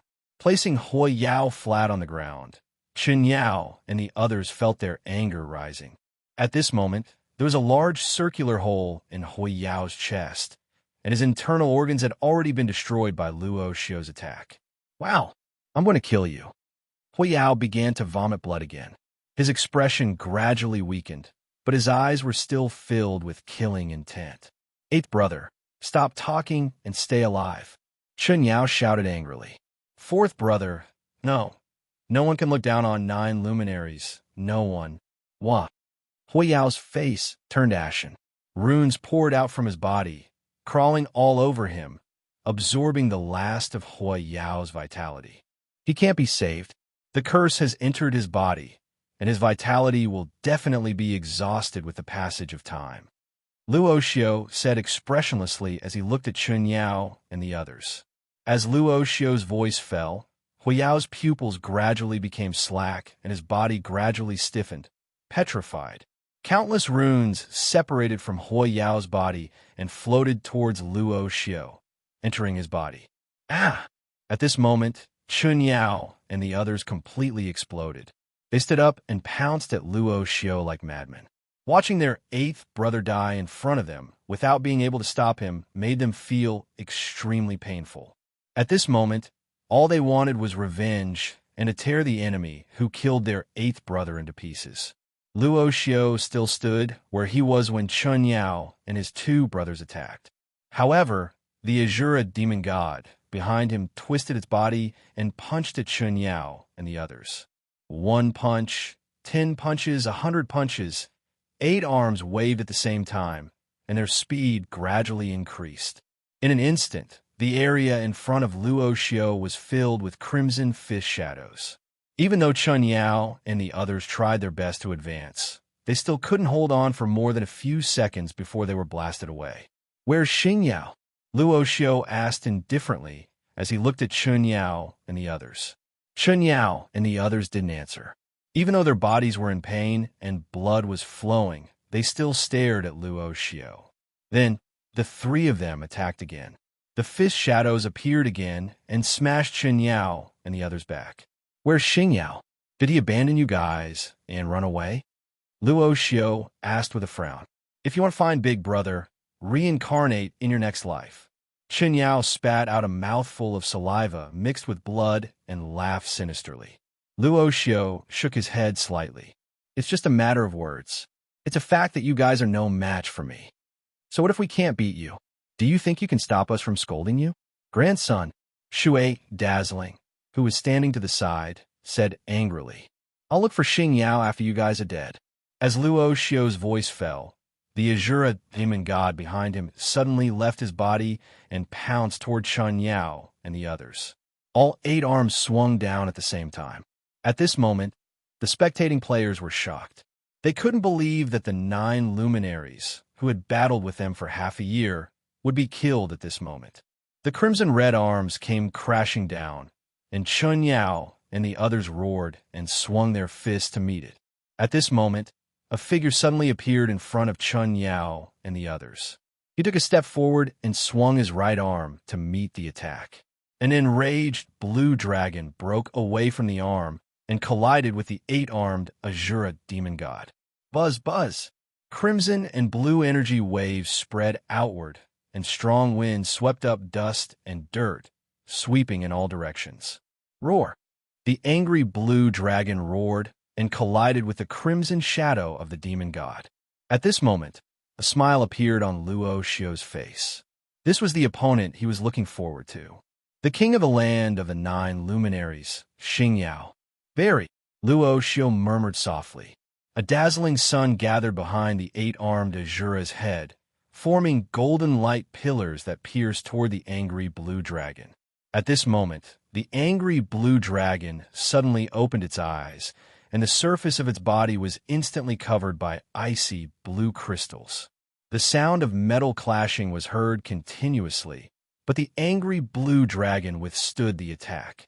Then it turned around and swung its tail, sending the 8-armed Azura flying. Big brother! Chen Yao and the others shouted in grief and indignation as they looked at the figure in blue armor standing in front of them. That's enough. Leave the rest to me, Xing Yao said. He inadvertently glanced at Hua Yao's body, and the anger in his heart was instantly ignited. His Excellency Xing Yao, you're qualified to fight me. Luo Xiao nodded solemnly as he looked at Xing Yao. I'll use your blood as a tribute to my brother's death. As Xing Yao spoke, the blue armor on his body began to shine with a dazzling blue light, and he suddenly pounced toward Luo Xiao. Upon seeing this, Luo Xiao took a step forward and merged with the 8-armed Azura's body. Then, he formed a seal with both hands, and a weapon appeared on each arm of the demon god, which smashed toward Xing Yao, who was coming toward him. Boom! Dust flew everywhere. Under such a violent attack, Xing Yao's figure rapidly moved, breaking through the Azura demon god's attack circle. He suddenly closed in on Luo Xiao and fiercely punched the Azura demon god outside of Luo Xiao's body. Blue energy began to invade the demon god's shadow, and the 8-armed Azura's movements gradually slowed down. At this moment, Luo Xiao looked at Xing Yao, who was less than half a meter away from him, quietly, with an indifferent expression. Roar! Xing Yao waved his left fist, and an ice dragon appeared from his fist again. It wrapped around the 8-armed Azura's body and began to strangle it. The 8-armed Azura demon god immediately stopped its attack. Its body trembled as if it was struggling to break free from the ice dragon's restraint. Black Sky Kill. Along with Xing Yao's angry roar, the crystals on the ice dragon's body appeared again. They shone like dragon scales under the sunlight, and the ice dragon became tighter and tighter. Then, the entire ice dragon exploded, and the blue energy instantly engulfed the Azura demon god shadow. Boom! The ground cracked, and the Azura demon god shadow dissipated with this punch. Then, Xing Yao's fist broke through the shadow and smashed into Luo Xiao's face. Xing Yao's attack contained his anger, and the combat power that His Excellency Xing Yao instantly erupted shocked even Luo Xiao. His body was thrown into the air, and then he landed heavily on the ground. Smoke and dust filled the air, and a figure slowly climbed up from the ground. When the smoke and dust dissipated, Luo Xiao was still standing there unscathed. At this moment, Gani and the others in the distance were dumbfounded. They couldn't believe that this was real, because even if it was their clan elder, or even their clan king, they wouldn't be able to withstand this attack unscathed. But this unknown Luo Xiao had done it. The spectating players were in an uproar. This can't be real, right? I feel like even 100 of me wouldn't be able to withstand this punch, but this guy is actually unscathed? Is he trying to hold on? He's actually suffering from internal injuries, or else he would be too strong. Who is this guy? King Luo Xiao? Can anyone explain this to me? He's too far away, and I can't analyze it. The players instantly discussed among themselves, and they were all shocked by Luo Xiao's strength. This was because from the players' point of view, His Excellency 9 Luminaries was the strongest combat power they knew apart from the demonic god and the other gods. However, at this moment, his angry punch didn't cause any damage to his opponent at all. This kind of strength was unbelievable to the players. Originally, the players had been looking forward to Xing Yao's arrival, waiting for his battle with Luo Xiao. However, at this moment, Xing Yao seemed to be unable to do anything to Luo Xiao. At this moment, even Xing Yao himself didn't expect that Luo Xiao would be able to withstand his punch unscathed. He originally thought that this punch would break through the defense of Luo Xiao's demon god shadow, but he didn't expect that the strongest defense wasn't the demon god shadow, but Luo Xiao's physical body. If that's all, then it's over, Luo Xiao said calmly. The demon god shadow behind him condensed again. This time, it was more solid and larger than before. Xing Yao didn't answer. Instead, he turned to look at Hui Yao's stiffened body, and a trace of sadness appeared in his eyes.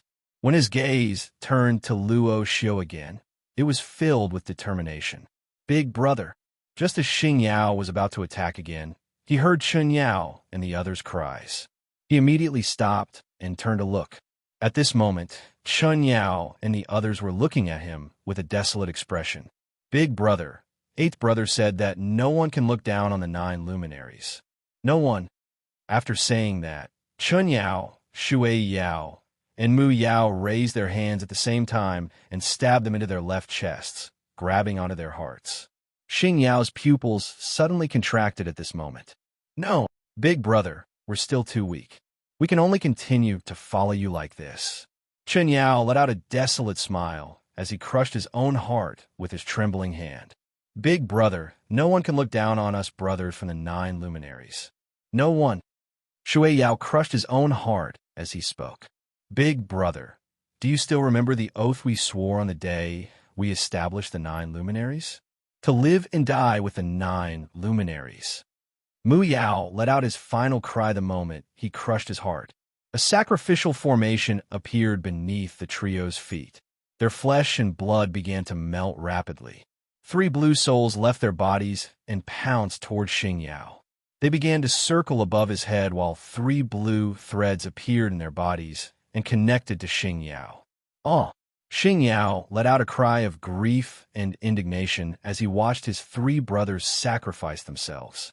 From the moment they were born, the 9 brothers had never left each other. They had overcome all difficulties and dangers along the way. However, at this moment, he was the only one left. He was the only one left. Ah! Xing Yao roared in pain as the ice crystal armor on his body cracked. A blue vortex suddenly formed and spun around Xing Yao in frenzy. Piercing cold air radiated in all directions. At this moment, Xing Yao had completely lost his mind. With a wave of his hand, the 9 luminaries' army flag in the distance immediately rose from the ground and flew toward him, landing in his hand. He slowly raised his head and looked at Luo Xiao with a ferocious expression. Then, he raised his right fist and hammered the left side of his chest. He roared, "The land of the 9 luminaries shall be guarded by me. No one can look down on the 9 luminaries." In an instant, violent ice crystal airflow swept in all directions while Xing Yao pounced toward Luo Xiao like a ferocious tiger. Chapter 455. As Starshine attacked again, the 3 specters hovering above his head followed closely. At this moment, Xing Yao made up his mind. This was because he was not fighting alone. He was fighting with his brothers and his belief in the 9 glories. This was a battle of life and death. The 9 luminaries' war flag danced in his hands as he smashed it heavily onto the surface of the demon god's body. Kacha! The war flag shattered, revealing a sharp icicle hidden within. As the land of the 9 luminaries was rich in spiritual ores, the 9 luminaries' army flag was forged from the best spiritual ores. It was both a military flag and a legendary weapon. Die! In the midst of the roar, the icicle instantly pierced through the demon god's phantom and fiercely stabbed Luo Xio's face. Blood slowly dripped down the left side of his face that was stabbed. At this moment, Luo Xio was stunned. Ah! Xing Yao continued to roar angrily. The muscles on his right arm tightened as he lifted Rashu's body and smashed him onto the ground. No one can underestimate the 9 glories. Xing Yao's figure suddenly leaped up. Then he gripped the icicle tightly with both hands and stabbed it towards Luo Xio. Light blue ice crystals appeared in the air, and the surrounding temperature plummeted. This attack was unleashed in anger, and it immediately began to snow. Blue snowflakes fell along with Starshine's figure. The moment the icicle pierced Rashu's chest, the ground was instantly covered with blue ice crystals, and it continued to spread outwards. Countless icicles rose from the ground, forming a craggy iceberg. Luo Xio's body was also slowly covered by ice crystals at this moment, and he was frozen into an ice sculpture. At the same time, the muscles on Xing Yao's body tensed up. He held an ice spear in one hand and lifted Luo Xio up. Then, he suddenly pierced through the ice crystal and Luo Xio's body. Kacha! In an instant, ice fragments flew everywhere, and the ice crystals wrapped around Luo Xio's body suddenly shattered.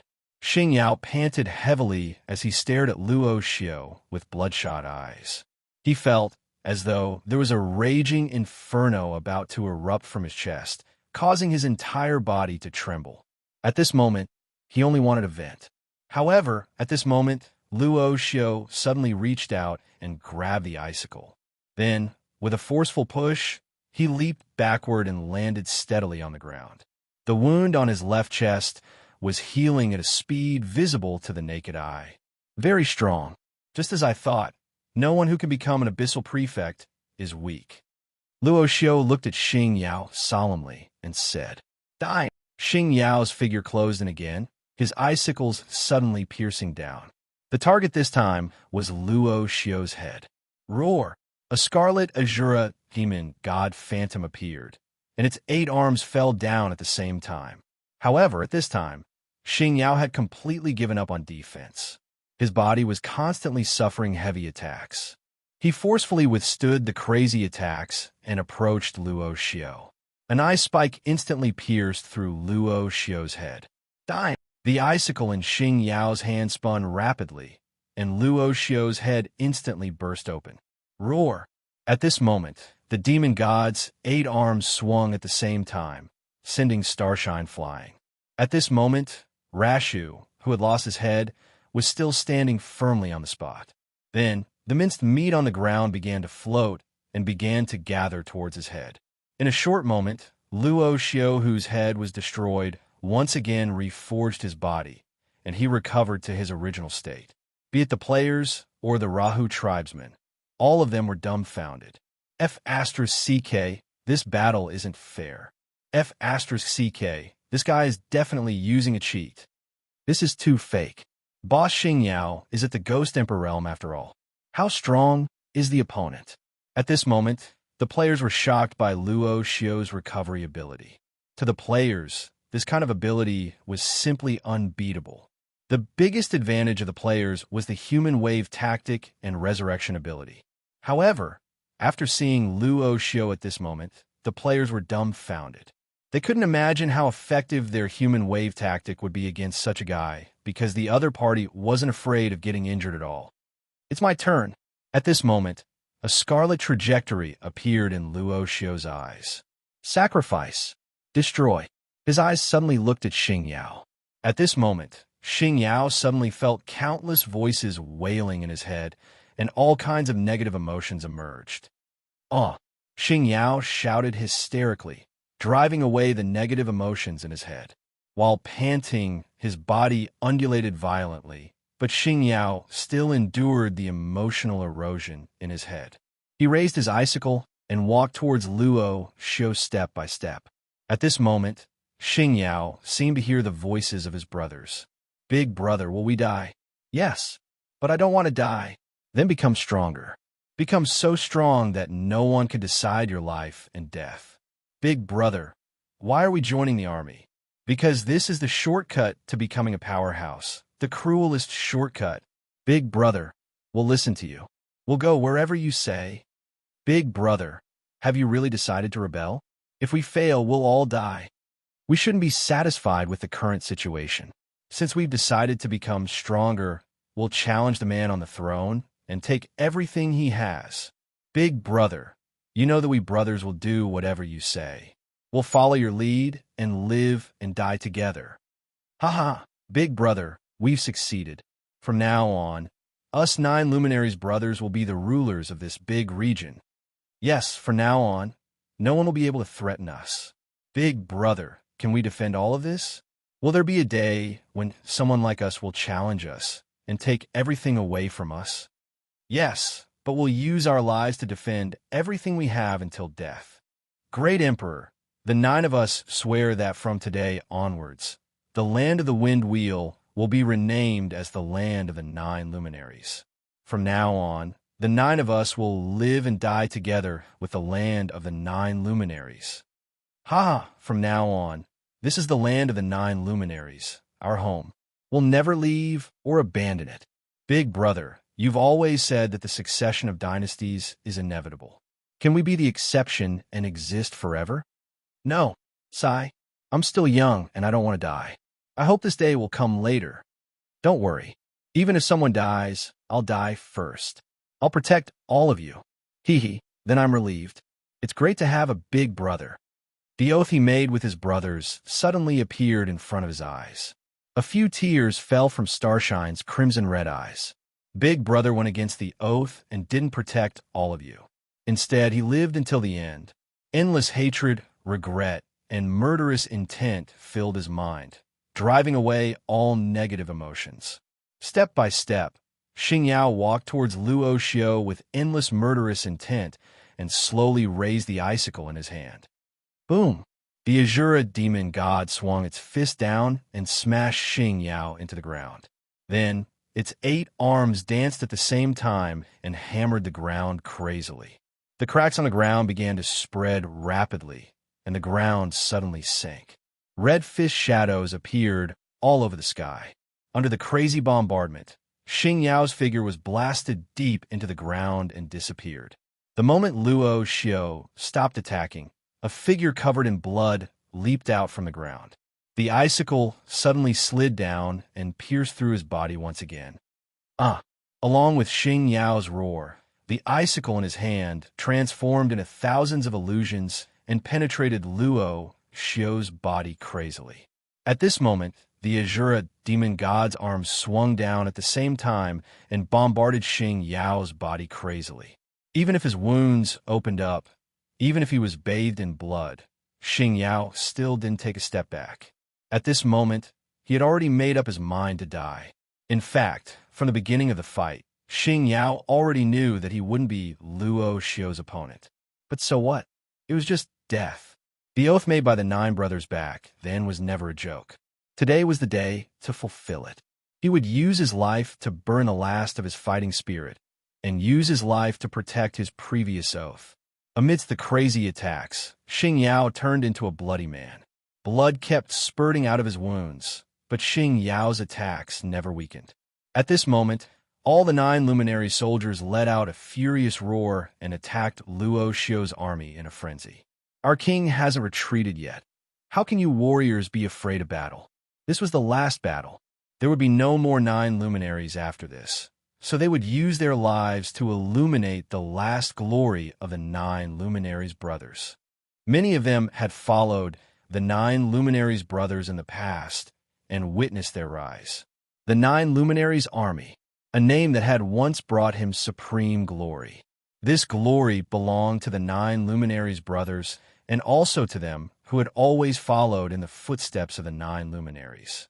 Death was hovering around them, ready to wield its scythe to reap their lives at any moment. Courage was extremely valuable, but at this moment, none of the 9 luminaries' soldiers chose to retreat. This was the battle of a large territory. Everyone's future, the lives of thousands of soldiers, and the glory of the territories were all on the line. There was no right or wrong in a war. The judgment of right and wrong was a childish display in the underworld because right and wrong only applied to a peaceful and orderly world. Here, there was only the strong and the weak. There was no right or wrong. The battle of a large territory was even more so. It was only based on the strong and the weak. Victory and defeat would never be determined by right or wrong. It was cruel and real. The bloody battle scene touched the spectating players. At this moment, no one could laugh. All the players came with the mood of watching a show, but who wouldn't be shocked at this moment? Under the frenzied attacks, Luo Xio's body was penetrated again and again.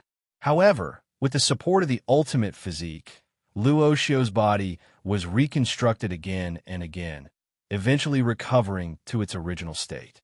Starshine, on the other hand, was bathed in blood. His body was even distorted from the beating.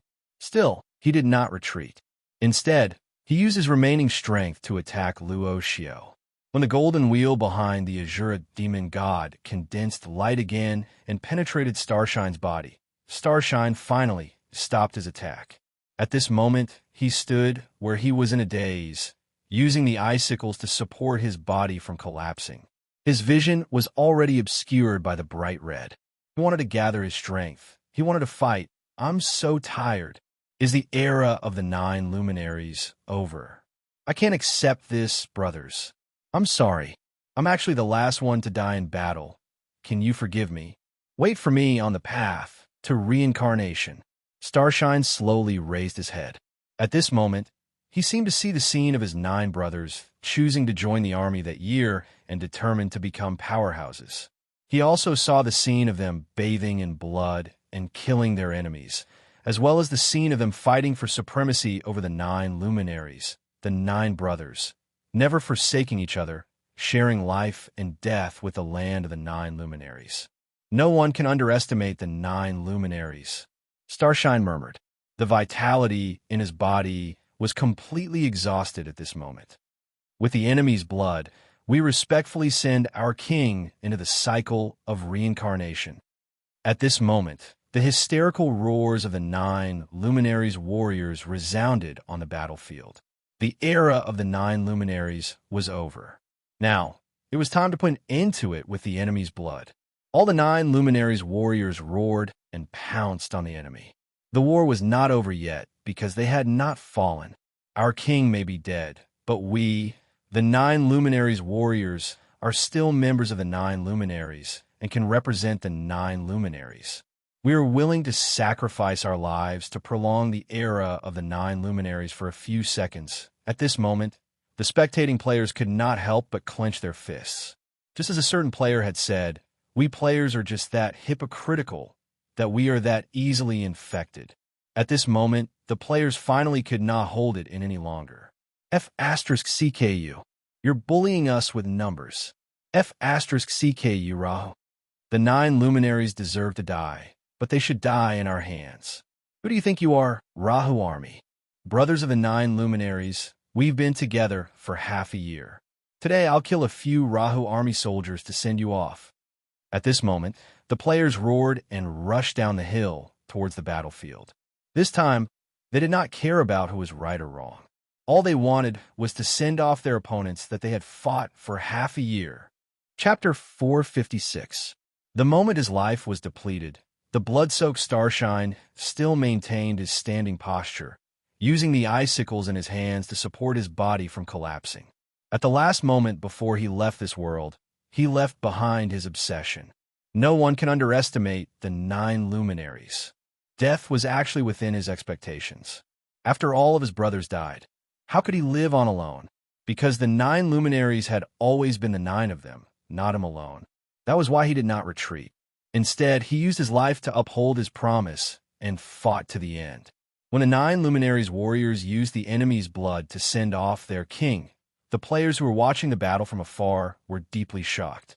At this moment, a player roared in the live chat channel, "Send off the enemy we've fought for half a year." Then, all the players could not help but rush to the battlefield. This time, there was no right or wrong. They were only sending off the enemy they'd fought for half a year, using the blood of the Rahu army soldiers to bid farewell to the nine luminaries era. The players' battle began once again. Figures from all over the mountains rushed to the battlefield from a hillside. There was no formation, no need for commands. The appearance of the players immediately attracted the attention of the nine luminaries and Rahu army. This was an army that they had always looked down on, but had never fallen. When they rushed into the battlefield and attacked the Rahu army soldiers together with the nine luminaries army, all the nine luminaries soldiers were shocked. Why? They did not know why these player clans would help them. Shouldn't they hate them? Actually, every player had a clear answer to this question in their heart. Because we are players. That's why we act based on our emotions. Precisely because we are players, we do not have to worry about gains and losses like in the underworld hegemony. Everything is based on what we think, what we feel, and what we do. At this moment, all they wanted was to go to the battlefield and kill the enemy. Countless figures rushed into the battlefield. The rune warrior's body shone with dazzling, gem-like brilliance. The Shura physique and rune body collided at their peak. As fists collided, sweat and blood dripped down. The wizards and the players used their staffs to guide the spiritual energy in their bodies, outlining magical formations outside their bodies. Countless spells streaked across the sky as they waved their staffs, blossoming like fireworks in the midst of the enemies. The ghostly figure wandered around the battlefield, using gorgeous movement techniques and sharp daggers to bring about a smear of captivating red. The Azura Path's demon god and the Hell Path's Night Killer's illusory body were fighting. The Night Killer's illusory body's roar was like the roar in the players' hearts, filled with determination. The legendary movement of the Nine Luminaries era was nearing its end, and what the players had to do was to play the final elegy for it. Why? One of the commanders of the Nine Yao army asked in shock as he looked at the player who had rescued him from the enemy group. Don't ask. If you ask, you'll know that these Rahu bastards are stealing our kill. We're not happy. The player grinned, then ran towards the Rahu warriors in front of them. Such questions could be heard everywhere on the battlefield, but the players' answers were always the same. I'm unhappy and want to kill him. Although the nine glories should die, they can only die in the hands of us players. They deserve to die for Rahu's kill stealing. The players didn't need a reason at all. They just wanted to vent their frustrations. The appearance of the players also shocked the forces of the Rahu land. Even the king of the army couldn't help but frown. The player clan? He murmured. Actually, he had never taken his clan seriously. He was only afraid of the North Sea and Baiki because he was a powerhouse that even the Rahu king, Rashu, couldn't fight back then. He only had one impression of the player clan. They were defeated by the Nine Yao army. The standard of judgment was that simple. In the eyes of the king, the player clan was just a weak force struggling at death's door under the oppression of the nine luminaries. That was why he couldn't understand what was happening. The era of the nine luminaries had already ended. Why did the player clan do this? Was it a laughable death wish? At this moment, Rashu, who was in the middle of the battlefield, grabbed a player and stared into his eyes, asking the same question as the king. The player's answer was simple and clear. It's a death wish, but this is just the beginning. His answer was the voice of thousands of players. Battle was the best answer. Press forward with indomitable will, just like in the past. Tell the enemy, with an unyielding will to fight, that the players are here. The war was still going on. The nine luminaries warriors were bathed in blood as they fought. They had long given up hope of survival. All that was left in their hearts was the firm belief to protect the glory of the nine luminaries. Emotions were contagious. It was the same for the players. They were immersed in the final stubbornness of the nine luminaries warriors and sent them off with the blood of their enemies. Although the enemy was strong, so strong that it was unstoppable, the shadow of the Azura demon god crushed the shadows of the cursed apostles one after another. Under the collision of flesh against flesh, the rune warriors were bathed in blood and died in the face of absolute power. Under the collision of the killing curse and thousands of spells, the fragile sorcerers withered one after another. The enemy was too strong. Even if the remaining 9 luminaries, warriors, and players tried their best to resist, they still couldn't stop their advance. However, no one retreated, be it the 9 luminaries, warriors, or players. The last words left by Xing Yao before he died were, "No one can underestimate the 9 luminaries." Although the players used to hate the 9 luminaries, they never denied this fact. How could the 9 luminaries, who had once defeated Beiki, be weak? The players acknowledged their strength, so they couldn't allow their former opponent to be underestimated. Figures fell in battle one after another, but more figures came from the back. They took over the faith of the dead, waved their weapons, and unsheathed their swords at the endless enemies in front of them. The player clan, the clan king murmured again as he looked ahead. At this moment, he put away the contempt in his heart, because their determination to die were enough to move him. However, this was war, and he wouldn't have any sympathy. What he had to do now was to end everything, to put an end to the era of the 9 luminaries, and then carve the mark of Rahu on this land. All elders, attack now. It's time to end this war, the clan king murmured. Upon hearing this, someone beside him waved the Rahu military flag and sent out a battlefield signal. It's over. The moment they saw the Rahu military flag waving in the wind, the elders of the various forces of Rahu attacked at once. Each of them had the combat power of a ghost king in the later stages, or even higher. They were all the strongest warriors who survived the Rahu era. They were very familiar with the battlefield, but they were even more familiar with killing. The power of the Azura demon god poured onto the battlefield once again. Every time they attacked, they would take away the lives of a large number of 9 luminaries, warriors, and players. In this one-sided battle, the number of 9 luminaries, warriors decreased.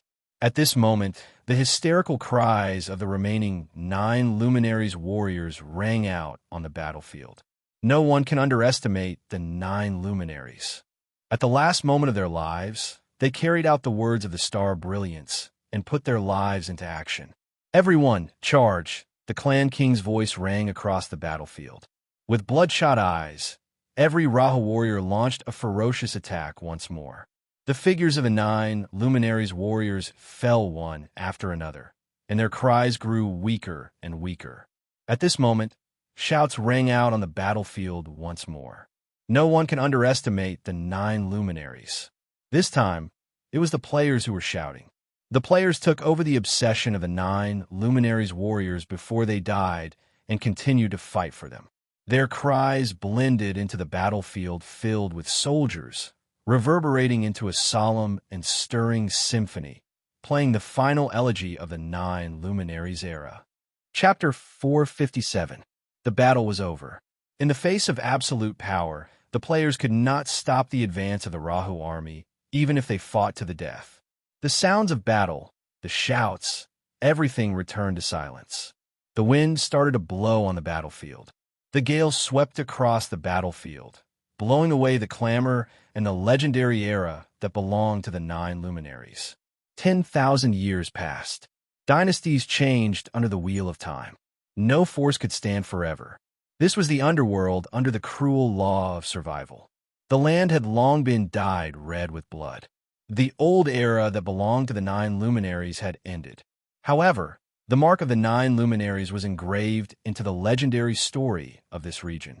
Even after a long time, there would still be people who remembered that this region once belonged to the 9 luminaries and the 9 brothers. This time, the mark of the Rahu region was engraved into the land of the 9 luminaries. From now on, this region belonged to the Rahu region. In this battlefield where blood flowed like a river, no one cheered for him. All the warriors were thinking about one question. When will we end like this, by the creator of the new era? The sand and wind blurred their eyes. All the warriors stood quietly where they were. They had no way of knowing the answer. However, looking at their comrades beside them. They knew that perhaps they would continue fighting like the warriors of the 9 luminaries until the very end of their lives. This was the fate of every warrior. From a moment, they wore the glory of the region. It was as if they were destined to have such an ending. The flames of war would never be extinguished, and the battle would never end. To send off all the fallen warriors, the clan leader's voice echoed across the battlefield. At this moment, a war song echoed across the battlefield. All the Raha warriors began to chant an ancient war song, to pay tribute to all the fallen soldiers, to the former kings. Hoarse voices, ancient melodies, and sorrowful cries. They used the ancient war song to send off the fallen warriors, regardless of friend or foe. All forces only wanted to continue to exist, and all soldiers only wanted to continue to live. It was the same for killing and plundering. There was no good or bad in this world, nor was there right or wrong. However, to simply live, one must use the cruelest method to eliminate all enemies. We do not want to, but we have no other choice. Under the law of survival, we are all ants. Let us gamble on our honor in this battle. The loser's soul will return to the 6 realms, and the winner will continue to write a legend. The moment the war song ended, all the Rahu warriors roared into the sky. Rest in peace, brave warriors who died for glory. At the end of the cycle, a figure slowly appeared. He looked around in confusion, feeling as if he had lost some of his memories. He tried hard to recall, but his mind was blank. However, he vaguely felt that he had lost something very important. He wanted to chase after something. He wanted to search for it. He wanted to grab hold of everything that had passed away, but he couldn't remember what it was. At this moment, a figure appeared in front of him. Starshine. Bailey's voice echoed in Xing Yao's mind, dispelling the fog in the world of samsara and awakening his consciousness. At this moment, he remembered who he was and what he was looking for. I am Starshine. I am searching for my fallen brothers. Where am I? Who are you? Looking at Bailey, Xing Yao asked in confusion. This is the 6 paths, reincarnation, the place of reincarnation. My name is Bailey. Am I dead? Yes, you're dead. After knowing that he had died, Xing Yao's expression did not change in the slightest as he calmly accepted this fact. Aren't you afraid? Bailey asked doubtfully as she looked at Xing Yao. Xing Yao shook his head slightly. I've known that this day would come. Although it has come early, I'm not surprised. I can bring you back to life, Bailey said solemnly as she looked at Xing Yao. Xing Yao's eyes were emotionless when he heard that. He did not answer her directly. Instead, he asked, Where are my brothers? They've crossed the bridge and entered the world of samsara. Bailey pointed at the bridge in the distance as she spoke, where a dim lantern was hanging. Did they leave ahead of time? Xing Yao murmured with a pained look on his face. Yes, they left, but I can bring you back to life, Bailey said again as she looked at Xing Yao. No, Jiao Yao shook his head slightly. This shouldn't be your end. You have a better future ahead of you. Bailey could not help but persuade him. Wherever my brothers are, that's my end and my starting point, Xing Yao smiled faintly. Have you really made up your mind? Wuhui, the place where my brothers are is my home and my future. They're all gone, and I'm homeless now, Xing Yao said with a sorrowful expression. Sigh. If it wasn't for the traders from the heaven realm, the underworld wouldn't be like this. Bailey could not help but sigh. Bailey gritted her teeth as she recalled the sins that the heaven realm had committed. They deserve to die. They're shameless traitors. You really don't want to be reborn. Bailey could not bear it and tried to persuade Xing Yao again. No. Xing Yao shook his head slightly. Aren't you curious about who I am? Bailey could not help but stare. Is it important? Bailey was stunned, but she nodded. It's not. Xing Yao smiled faintly and walked towards the Naraka bridge, leaving Bailey with a lonely silhouette as he walked further and further away. After crossing the bridge, Xing Yao's silhouette faded away in the reincarnation whirlpool. Big brother is too late. Xing Yao mumbled as his silhouette was completely swallowed by the reincarnation mist. Bailey clenched her fist as she watched Xing Yao's silhouette disappear. Then, she disappeared from the 6 paths of reincarnation and returned to reality. Wah! The emotional Bailey dashed towards the kitchen. She then leaped up and locked Lu Wu's neck, who was cooking from behind. Ahem! Lu was caught off guard. He immediately turned around and carried Bailey down. Xing Yao is dead. He doesn't want to go with me, Bailey said while sobbing. I told you. Xing Yao won't agree. Lu Wu felt helpless as he looked at the weeping Bailey. Those bastards from the heaven realm, Lu Wu, you have to become stronger and defeat them quickly. Bailey clenched her fists and sobbed. I will. Lu Wu smiled and patted Bailey's little head, but he looked very determined. Bailey heard him and slowly raised her head. Her eyes were still misty. I'm hungry. Then go sit down and don't disturb me while I'm cooking. Okay. Bailey nodded and jumped onto the seat. She then picked up the chopsticks out of habit and started knocking on the bowl to urge him to eat. Even so, the sadness in Bailey's eyes did not fade away, even though she did not know how to disguise herself. In fact, Lu always knew that Bailey had suffered too much. However, she had never complained or even shared the pain in her heart with him. She just endured it alone. However, Lu Wu knew that Bailey hated the people from the heaven realm. She called them traitors and hypocritical sinners. Because the people from the heaven realm who set the rules of the three realms brought too much pain to the human world and the underworld. They will get what they deserve. At this moment, Lu Wu swore in his heart. The growth of the players is still ongoing. I look forward to that day. Ding, ding, ding. I'm starving, I'm starving. Bailey sat at the dining table and knocked on her bowl to hide her emotions. Don't you know how to think about something meaningful other than eating? Lu Wu asked without turning his head. No, serve the dishes now, or I'll turn you into a cat. Bailey bared her teeth. Don't you dare. I'll do it if you don't serve the dishes. Be careful that I don't eat your snacks, Lu Wu threatened. Upon hearing this, Bailey's expression froze, and she ran to the main hall. After a while, Bailey returned to the kitchen angrily. She climbed onto the dining table and leaped up from the table, pouncing on Lu Wu, who was still cooking. Ouch, eat my strangle. Chapter 458. Baiki, the Mansion of the Dead. After the war between the land of the Nine Luminaries and the land of Rahu ended, the construction of the Mansion of the Dead was put on the agenda again. But the players had mixed feelings. The forces that had been fighting with them for half a year had ended in such a manner. The war was too tragic, and it was difficult for them to accept. It was especially so when Starshine died in battle. Every player felt as if they were witnessing a powerhouse past his prime and the passing of time. However, the past was the past. The players who returned to Baiki were still immersed in the construction of the Mansion of the Dead. He was also prepared to fight against a new opponent.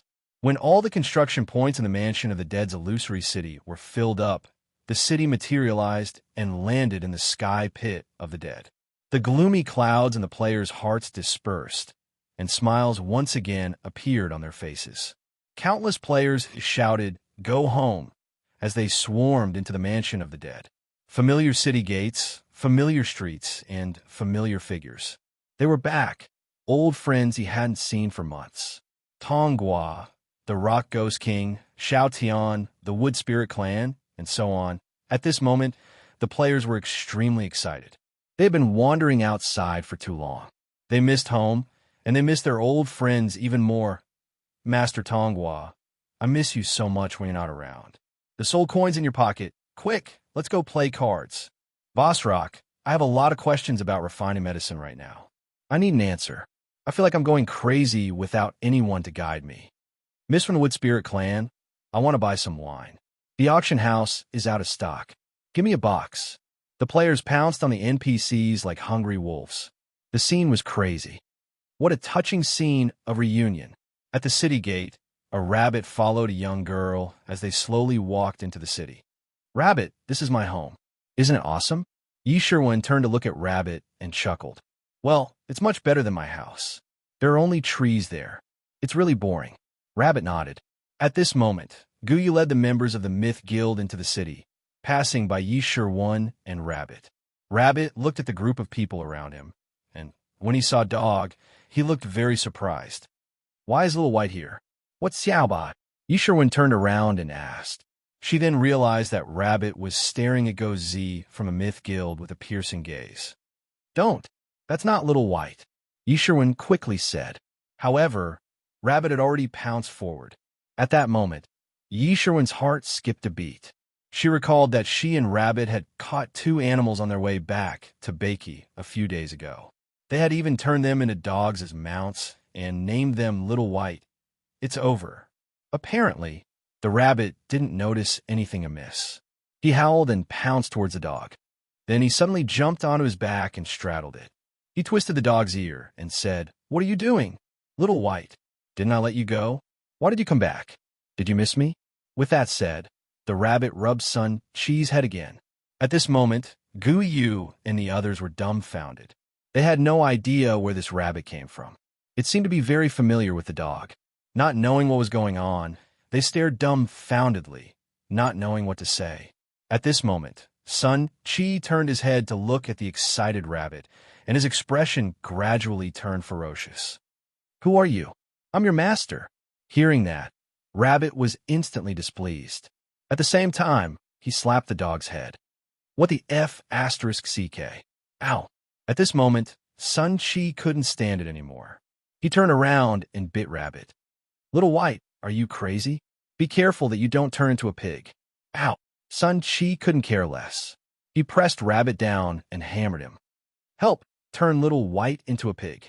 Rabbit quickly began to struggle and shouted at Yisherwin. Upon hearing that, Yisherwin glanced at the strong people of the Myth Guild and then at Rabbit. She gave up the idea of fighting back. After all, she was clear about her own strength. The highest limit was only the beginner level of the Ghost Supreme Commander. On the other hand, several core members of the Myth Guild were already at the intermediate level of the Ghost Supreme Commander. She had no chance of winning against them. However, seeing Rabbit being pressed on the ground and being rubbed, Yisherwin couldn't bear it. She took a few steps forward and looked at Guyu weakly. "Big Boss Gu, can you let Rabbit go? Did you tame him?" Guyu was stunned. To Guyu, it was very normal for players to tame beasts as mounts or pets. The only thing that surprised him was that this rabbit could speak. "No, he's my friend." Yisherwin quickly shook his head. "Hurry up and turn him into a pig. Little White is crazy. He's really going to beat me to death." At this moment, Rabbit's wail could be heard. "Then go to hell." Sun Chi howled, and his fists rained down on Rabbit again. "I'm going to kill you." At this moment, Rabbit suddenly raised his fist and smashed it at Sun Chi. Even a rabbit would bite when it was anxious. Did he really think that he was a pushover? Then, the 2 white figures rolled together and hammered back and forth. However, the outcome was obvious. Sun Chi, who had the ability to heal himself, completely crushed Rabbit. It was a one-sided battle. In the end, Rabbit was beaten to the point that he was lying on the ground. He stuck out his tongue and panted heavily. His face was covered in bruises. Looking at Rabbit's miserable appearance, Yisherwin suddenly thought of the bamboo rat that was killed by Rabbit because of a verbal disagreement. How similar. Fortunately, Sun Chi was just venting his anger and did not kill him. Looking at the dying Rabbit, Yisherwin immediately went forward and began to check on his condition. After discovering that Rabbit was only lightly injured, he immediately heaved a sigh of relief. "Hurry up and turn him into a pig. I want revenge." Rabbit looked at Yisherwin with tears in his eyes and said, "He's not Little White. You got the wrong person."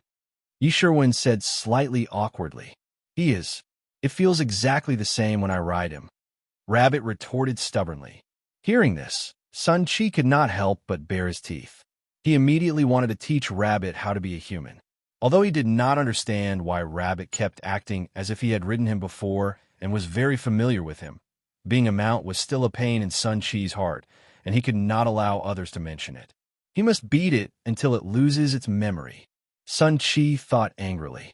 Thinking of this, Sun Chi waved his hand, and a green light flowed into Rabbit's body. With Sun Chi's healing skill, Rabbit was instantly energized. However, Sun Chi was naturally not so kind. He healed it just so he could beat it up again. But this time, Sun Chi was stopped by Guyu before he could pounce. "Sun Chi, that's enough. There must be some misunderstanding. Boss, this rabbit hit me for no reason. Sun Chi suddenly raised his head, feeling wronged. It's just a misunderstanding. Let's understand the situation first. Guyu smiled awkwardly. In fact, he knew Sun Chi's character very well. He was the kind of person who was easy to talk to and had a mild temper. However, there were only a few taboos that he could not touch. Night Charge of Dog Dog was one of them. This rabbit rode on Sun Chi and stabbed his sore spot. It was Sun Chi's kindness that he was not beaten to death. Even Guyu felt the same way. However, they were all players. Moreover, this seemingly stupid and cute girl had asked for help. If he continued to attack, it would seem like he was bullying her. At this time, Rabbit, who was energized, quickly bounced up from the ground and hid behind Yi Sherwin. He looked at Sun Chi with a vigilant face. After a while, Rabbit realized that this little white might not be the little white that he knew. After all, the difference in strength was too big. Tell me what's going on. Guyu looked at Yi Sherwin and asked. Yi Sherwin dodged his gaze. After thinking for a while, he mustered up his courage and told them about the day when he caught the 2 antler goats and turned them into white phantom mounts. Even Yi Sherwin did not expect that his actions that day would have such an outcome. This was because one of her dreams was to have a white phantom mount. At that time, she had unexpectedly turned into 2. However, she did not expect that a moment of happiness would cause the silly rabbit to mistake it for someone else. Ha, a white phantom mount. This little girl has a dream. Not bad. The people from Myth Guild could not help but laugh when they heard it. However, Sun Chi's face gradually turned red at this moment. I think I understand the reason. In other words, this rabbit mistook me for someone else, Guyu said while holding back his laughter. Yes, I'm sorry to have caused you trouble. Yi Sherwin quickly apologized. It's all right. No discord, no concord. Ha. At this moment, Guyu could not help but laugh out loud. Little girl, your idea isn't bad, but my brother dog is the godly mount that has been crowned first in the mount ranking for 6 consecutive months in the European server. How can it be so easy? The player suddenly stopped talking as the dog glared at him with a murderous glare. I'm sorry. Yi Sherwin quickly lowered her head and apologized to the dog. Little girl, I advise you to be kinder.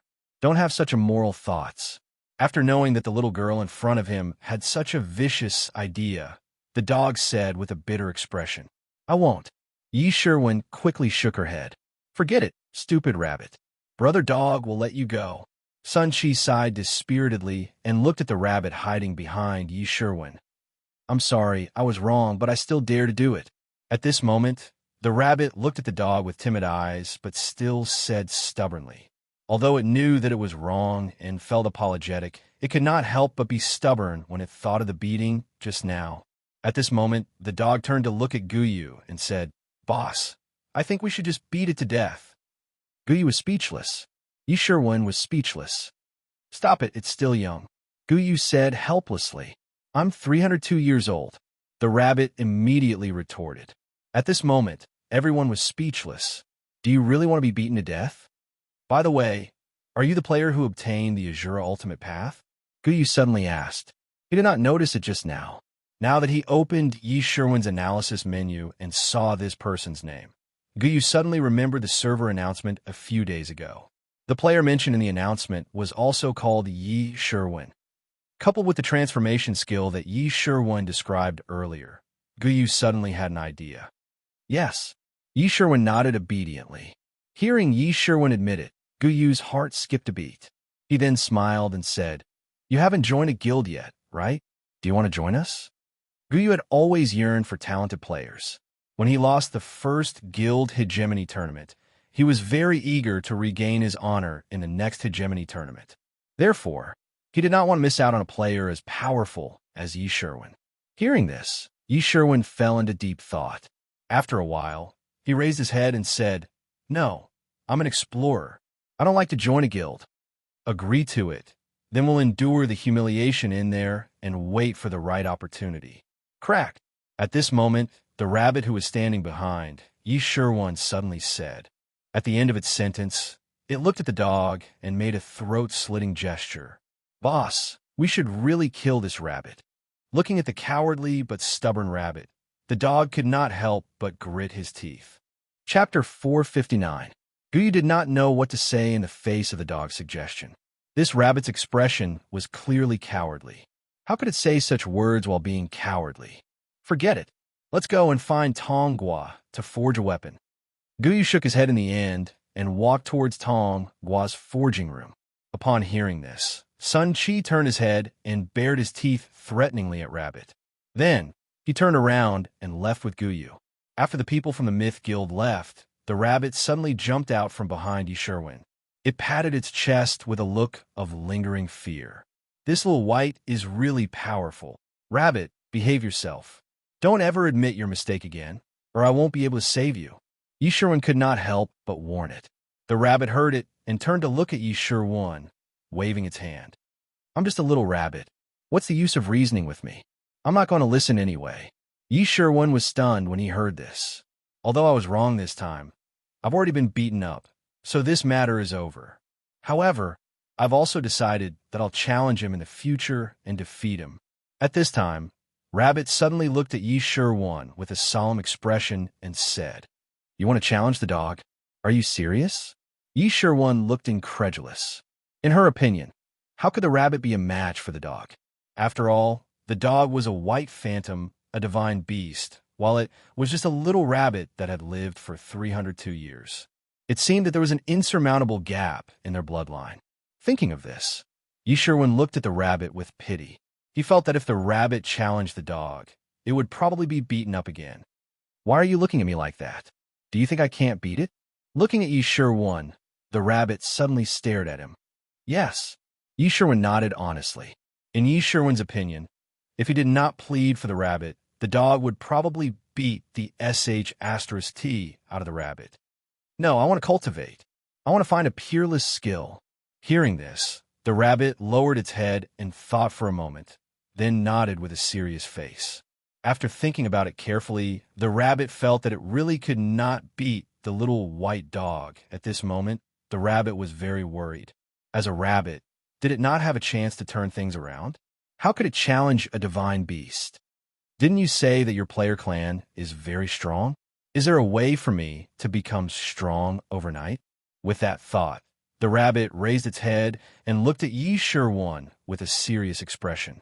Yi Sherwin, she felt that the rabbit's paranoia was getting worse. Did you? Hurry up and tell me. When I become a powerful being, I'll give you a lot of delicious food to repay you. The rabbit grabbed onto Yi Sherwin's trousers and raised its head with a sincere expression. Hearing the word delicious, Yi Sherwin's expression instantly froze. For the past few days, when she was eating, she found that all the dry bread had lost its taste. At the time, she thought that the players who made the bread were cutting corners, which caused the bread to be tasteless. Although Yi Sherwin was very angry, who asked it to be cheap? At least the amount was not reduced. So Yi Sherwin gritted his teeth and endured it. Until yesterday, when he ate the meat of a fat bamboo rat that rabbit hunted. The fragrance was very fragrant, but what made Yi Sherwin collapse was that there was actually no smell at all. At that time, Yi Sherwin was terrified and began to search for answers. He even asked for help from the players on the forum. That was until she noticed the notification in the skill analysis for Shuro word. This skill is being learned, entering tasteless state. At that moment, the sky fell down. Yi Sherwin could not help but burst into tears. This skill was too scary, wasn't it torture? At that time, Yi Sherwin even wanted to delete his character and start over. However, there was no ability to delete character in battle. In the end, it was Rabbit's consolation that Yi Sherwin finally pulled through. At least Yi Sherwin understood that in reality, her taste buds had not disappeared. Therefore, when Rabbit said delicious food, Yi Sherwin instantly felt extremely heartbroken, because after she learned Shuro word, all delicious food was treated as dry bread. After all, they would taste the same in the future. It was very realistic, very cruel. Omega, Yi Sherwin, help me think a way. I think I'm very talented, Rabbit said as he tugged on Yi Sherwin's trousers. Hearing this, Yi Sherwin sighed and said, There's no way. You're just a little rabbit. It's a white phantom mythical beast. It can suppress you in terms of bloodline. Even if it doesn't do anything, just healing itself can exhaust you to death. Then, is there anything that can enhance my bloodline and make me a mythical rabbit? Rabbit continued to ask with a face full of hope. No. Yi Sherwin shook his head decisively. At this moment, Rabbit's ears drooped, and she squatted on the ground with a dispirited look. Then, she slowly hugged her knees, looking as pitiful as one could imagine. Yi Sherwin was speechless. Looking at Rabbit in such a state, Yi Sherwin really did not know how to comfort her. After thinking for a while, Yi Sherwin clicked on the game shop with some hope, entered a line of words in the search bar, biological bloodline enhancement, and clicked on search.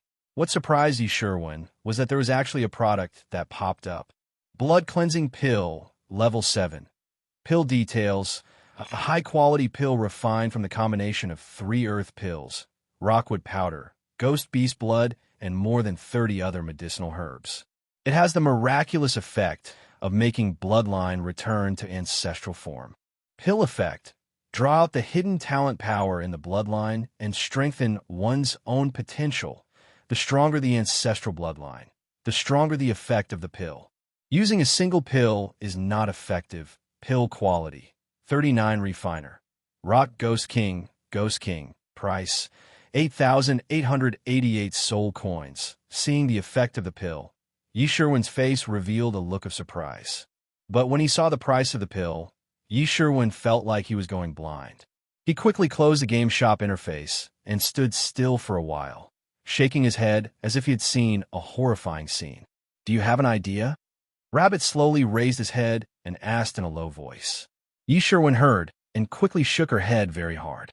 What a joke! 8,888 soul coins. How many days of food would she need? She could not even afford it, even if she sold herself. This was not a bloodline enhancement pill. It was clearly a pill of ruin. Oh! Rabbit lowered her head again and hung it on the ground, continuing to fall into a state of isolation. Damn it! Why am I just a weak rabbit? Why? Rabbit, let's go. I'll bring you around the mansion of the dead. Haven't you always wanted to see it? Yi Sherwin grabbed Rabbit's ear and shook it. Let me calm down. I need time to slowly accept the fact that I have no talent. Rabbit said very dispiritedly, pushing Yi Sherwin's hand away. Although Yi Sherwin really wanted to help Rabbit, the little gold vault did not agree. It was a classic case of having too much heart, but not enough money. All right, Rabbit, I'll bring you to Uncle Rock. You can ask him. Yi Sherwin suddenly said. Who's Rock? Rabbit asked without raising her head. Uncle Rock is the best apothecary. He can refine many pills that can help players grow. Yi Sherwin explained. Then can he refine a pill that can let me eat it and turn me into a divine rabbit? Maybe. Hearing this, Rabbit immediately raised her head and grabbed Yi Sherwin's trouser leg. Please bring me to him. I need his help. As she spoke, Rabbit placed her head on Yi Sherwin's leg and rubbed it. Then let's go. Yi Sherwin looked at Rabbit, feeling uncertain. Okay. Rabbit quickly nodded. After that, the human and Rabbit set off for the Rock Apothecary Association. At this time, the Apothecary Association was already surrounded by a crowd, but only a few could enter. This was because Rock had set the prerequisites for entering the Apothecary Association. Only an apothecary or under the guidance of an apothecary, and no more than 3 people could enter. Therefore, a large wave of players who came to visit Rock were blocked outside the door. Yi Sherwin's arrival did not attract the attention of any players. She pulled Rabbit along and squeezed her way to the entrance of the Apothecary Association. Then, under the surprised gazes of the players, she dragged Rabbit in. That's right. Although Yi Sherwin was poor, she could proudly say that she was an apothecary. As a player who wanted to write the World Conquest Encyclopedia, although the knowledge of apothecary was complicated, the few days of studying had allowed her to grasp the basic knowledge and ability of apothecary. In terms of intelligence, Yi Sherwin was very confident. Although Yi Sherwin felt that she was lacking a little in terms of emotional intelligence, it was not a big problem. Regrettably, Yi Sherwin completely gave up on being an apothecary ever since she charged a fee for practicing spiritual materials. It cannot be helped. Who asked this profession to burn money? If she wanted to increase her success rate and proficiency in apothecary, she would need to consume a large amount of spiritual materials. In Yi Sherwin's eyes, any spiritual material was a huge sum of money. In addition, she liked to wander around and did not like to gather in groups. She could not have her cake and eat it too. Therefore, she rejected many invitations from guilds. Being so poor that she gave up on her future was a true portrayal of Yi Sherwin.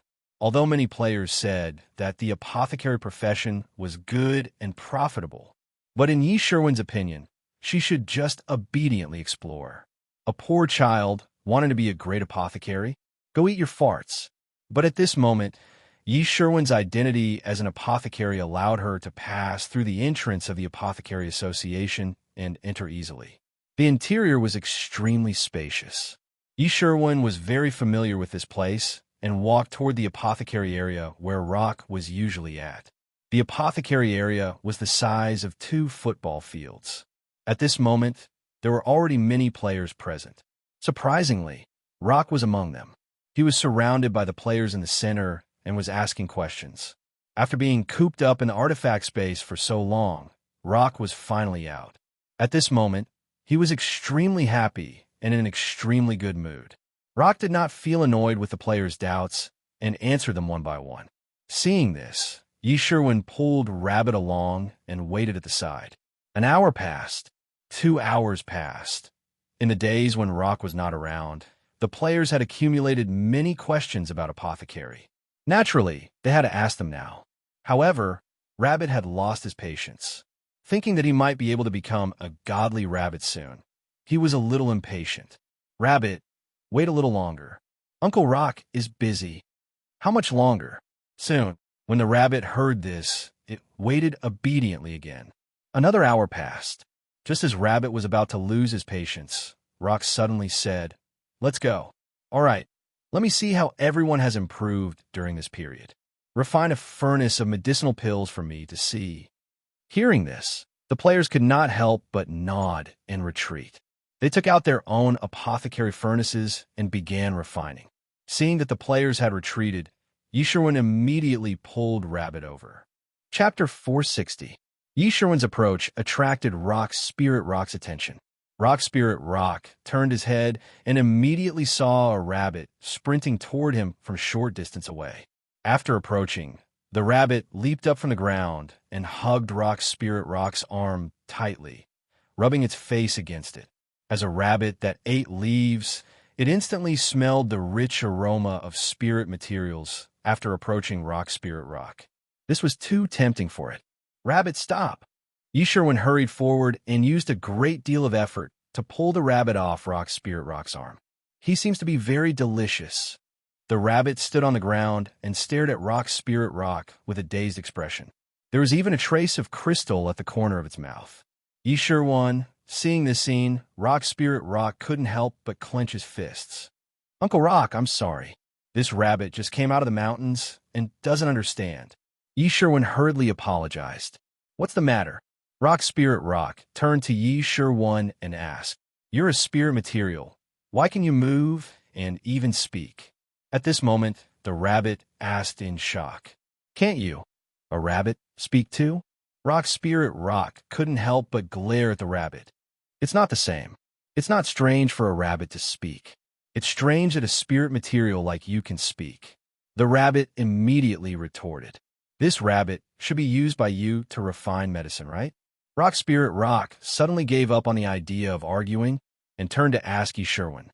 Hearing this, Yi Sherwin was startled and hurriedly shook his head. "Uncle Rock, no. I have a question to ask you." "Oh, then this rabbit is for me to nourish my body?" Rock asked again. Yi Sherwin was instantly dumbfounded. "How should I eat it? Braise it or steam it?" Looking at the rabbit, a trace of curiosity appeared in Rock's eyes. What the hell? A spirit material actually wants to eat a rabbit. Looking at Rock, the rabbit was also dumbfounded. After all, in its opinion, spirit materials were existences at the bottom of the food chain, and a rabbit like it ate these plants. Thus, when it heard Rock say that he wanted to eat it, the rabbit had a look of disbelief. The rabbit scratched its ears and asked with a perplexed expression, "Wait, let's get this straight. You're a spiritual material, and I'm a rabbit. Shouldn't I be the one eating you?" Rock Spirit Rock obviously couldn't be bothered to argue with the rabbit. He glanced at it disdainfully and turned to Yi Sherwin. "Speak, what exactly is it?" Yi Sherwin came back to his senses when he heard that. He pointed at the rabbit. "Uncle Rock, rabbit is my friend, not food. I can see that. So why are you looking for me?" Rock asked curiously. "That, my rabbit friend, wants to evolve into a divine beast." Yi Sherwin felt extremely embarrassed when he said this. "Yes, evolve into a divine rabbit." Rabbit nodded vigorously at the side. "Ha ha, divine rabbit? I'll use the medicine furnace to evolve you into a braised rabbit." Hearing this, Rock could not help but laugh. "This spirit material of yours really is crazy. You've actually been thinking about eating me all this time." The rabbit was dumbfounded. "I remember you. You sure won, right? You did well in the medicine refining trial. Don't joke around." Rock Spirit Rock turned to Yi Sherwin and said, "Rock Spirit Rock, I'm serious. I know you have a way." Yi Sherwin couldn't help but say again as he recalled Rabbit squatting on the ground, "It's not that easy to evolve a bloodline. I can't do it either." Rock Spirit Rock shook his head. "Rock Spirit Rock, I know you know how to refine a blood-cleansing pill. Isn't this pill able to help creatures evolve?" Blood-cleansing pill? Rock Spirit Rock was stunned when he heard the name of the pill. He suddenly remembered that he was the one who put this pill up for auction. It was priced at 8,888 soul coins. As a member of Beiki, he had more soul coins than Tongwa. However, no one would complain about having too many soul coins. Therefore, he would usually refine some pills and put them up for auction in his spare time. He would earn some soul coins from the players and pay a heavy tax to Lu Wu. The rest would be stored in his little vault until he had enough to break through to the next level. He was the one who refined this blood-cleansing pill. It was a level 7 pill. When he put it up for auction with a price of 18,888 soul coins, no players bought it all. Then, he lowered the price all the way to 8,888 soul coins. In Rock Spirit Rock's opinion, the price was barely enough to cover the cost of the materials. He didn't care about it since he couldn't sell it.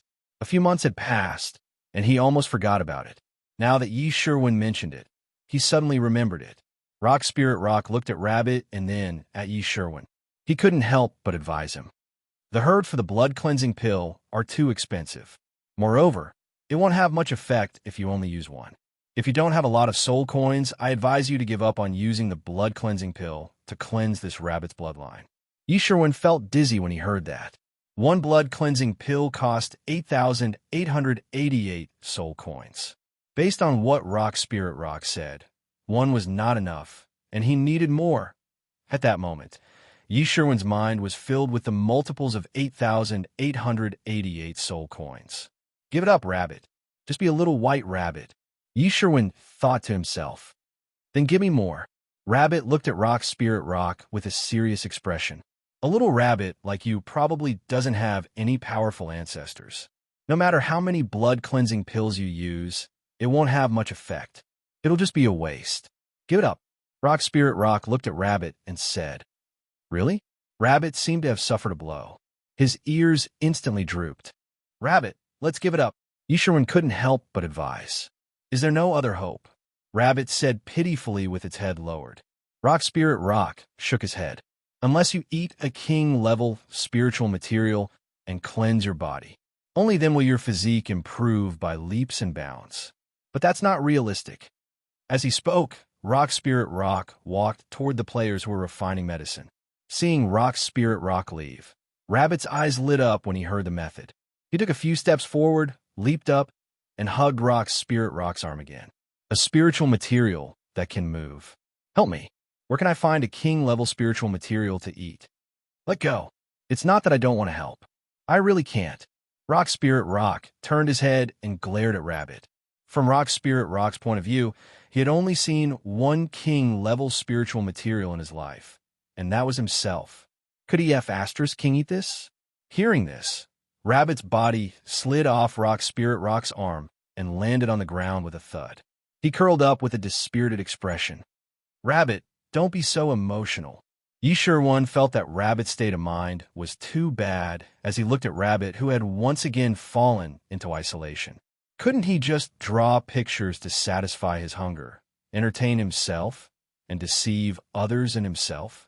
Was it so hard to imagine some beautiful things and deceive oneself? Sigh, what a mentally deficient rabbit. Don't mind me. I'm just a little rabbit, a weak little rabbit with no strength at all. Rabbit shrunk his body dispiritedly. Then he flipped over and faced the ground, curling up into a ball again. Yi Sherwin, looking at the rabbit, Yi Sherwin somehow mustered up the courage to jog to the front of the rock and said with a trembling voice, "I'm sorry, but I didn't say anything." Then he said in a trembling voice, "Uncle Rock, I'll buy a blood-cleansing pill. Can I buy it on credit? I'll pay you back when I earn the money." Looking at Yi Sherwin's trembling voice, Rock Spirit Rock couldn't help but be stunned. "You're really going to give that stupid rabbit a blood-cleansing pill?" Yi Sherwin nodded his head forcefully, but tears flowed down uncontrollably. Rock Spirit Rock was completely speechless. At this moment, Yi Sherwin made a heart-wrenching decision. He was going to buy a blood-cleansing pill on credit for Rabbit to squander. Chapter 461. At this moment, Yi Sherwin was sobbing pitifully. In the past few days, Yi Sherwin had long since regarded Rabbit as her friend. In Yi Sherwin's opinion, although Rabbit was stupid and naive, it was very sincere and never hid its emotions. She treasured such a friend. Rabbit brought her a lot of joy. She still remembered that day. After learning that she had lost her sense of taste, she could not help but cry bitterly. She was as dispirited as Rabbit now. Rabbit, who did not know how to comfort others, stayed by her side. It told her stories of fighting with other animals in the mountains and told Yi Sherwin stories that it thought were funny, trying to comfort her. Although Yi Sherwin did not want to laugh at all, she still felt that Rabbit was very warm. This was a heartfelt emotion. In the end, Yi Sherwin stopped crying and smiled, not because of Rabbit's stories, but because Rabbit always had a "I can't do anything about you" expression on its face when it comforted her. Although she was very distressed about money, very distressed. But this time, she decided to help Rabbit and fulfill her wish, even if she did not succeed in the end. But at least she tried. So Yi Sherwin decided to buy a blood-cleansing pill. Yi Sherwin was crying very sadly. As she spoke, her body trembled. Every time the number 8,888 appeared in her mind, Yi Sherwin could not stop her tears from flowing. At this moment, Rock was dumbfounded. Was it necessary to be so sad to buy a blood-cleansing pill? If it was so painful, then don't buy it. Uncle Rock, buy a blood-cleansing pill. What? Yi Sherwin's body was heaving from crying. At this moment, Yi Sherwin's hand was held. She turned her head and saw that it was a rabbit with drooping ears. "I don't want it. Let's go." Hearing this, Yi Sherwin could not help but be stunned. "Why, I don't want you to cry. You said we're good friends." Rabbit's drooping head suddenly lifted, revealing a face with snot and tears. "We're good friends. I don't want you to cry. Being a worry-free, worry-free little rabbit is pretty good. Rabbit, I can buy it for you. No, let's go and make money. When we have money in the future, we could buy a lot of delicious food for you," the rabbit said, wiping away her tears and looking at Yi Sherwin solemnly. Yi Sherwin was stunned as he stared at the rabbit. "Rabbit," Rabbit nodded heavily. Rock sighed when he saw this. He stretched out his hand, and a red pill appeared in his palm. "How about this? Your talent in alchemy is not bad. Stay here and refine pills for me for 2 months, and I'll give this blood-cleansing pill to you. There's no need. We'll be rich in the future, and we'll be able to buy anything," said the rabbit stubbornly. As it spoke, it wanted to drag Yi Sherwin away. At this moment, Yi Sherwin broke free from the rabbit's grip and reached out to grab the red pill in Rock's hand. "Thank you, Uncle Rock. I'll work hard." Yi Sherwin bowed to Rock Ghost King. "Don't be too happy yet. You have to complete a fixed amount of tasks every day. If you make a mistake in refining the medicine and cause a loss, the time will be extended. And, Uncle Rock, I'll work hard." Yi Sherwin nodded solemnly. After saying this, she turned to look at the rabbit, and a smile appeared on her tear-stained face. Then, she handed the pill to the rabbit. "Silly rabbit, here you go. I don't want it. Get back to him. Let's go earn money," said the rabbit stubbornly as she looked at Yi Sherwin. "Think about it. If you become the godly rabbit, won't we earn money faster?" Yi Sherwin continued with a smile. Hearing this, the rabbit couldn't help but be stunned. Then, it leaped into Yi Sherwin's arms and rubbed its head against her chest. "It's so nice of you to treat me like this. No one has ever treated me so well. Right? That's why we have to earn more money after becoming the godly rabbit. You promised to buy me a lot of delicious food," said Yi Sherwin with a grin. And then, the rabbit hugged Yi Sherwin and nodded vigorously. Looking at the human and rabbit, Rock Ghost King shook his head, then walked towards the players who were refining medicine. Holding the red pill, the rabbit was very nervous, and so was Yi Sherwin. In fact, Yi Sherwin knew that the probability of success was very low, but she still had high hopes for the rabbit. "Will I become the godly rabbit after eating it?" The rabbit looked conflicted as she held the pill. "And eat it. Just eat it." Yi Sherwin nodded vigorously. Hearing this, the rabbit stuffed the red pill into its mouth, then closed its eyes tightly and began to wait. The moment the red pill entered the rabbit's mouth, a powerful medicinal effect spread out, turning into a blood-colored liquid that slid down the rabbit's throat into its stomach. Then, the medicinal effect spread throughout the body, fusing into the blood, and began to awaken the power in the bloodline. The rabbit instantly felt hot all over, as if its blood was boiling. However, this feeling only lasted for less than a minute before it quickly cooled down and disappeared. When the rabbit opened its eyes again, it hurriedly looked at itself. "There seemed to be no change at all. I'm still a little white rabbit. Did I fail?" The rabbit lowered its head dejectedly. "Wow, rabbit, your ancestor is the moon rabbit who batters medicine," Yi Sherwin exclaimed as she looked at the rabbit with bright eyes. The rabbit looked at Yi Sherwin with a dumbfounded expression. It did not understand what Yi Sherwin meant at all. However, in Yi Sherwin's eyes, the rabbit's analysis menu had completely changed. Her battering rabbit, jungle rabbit.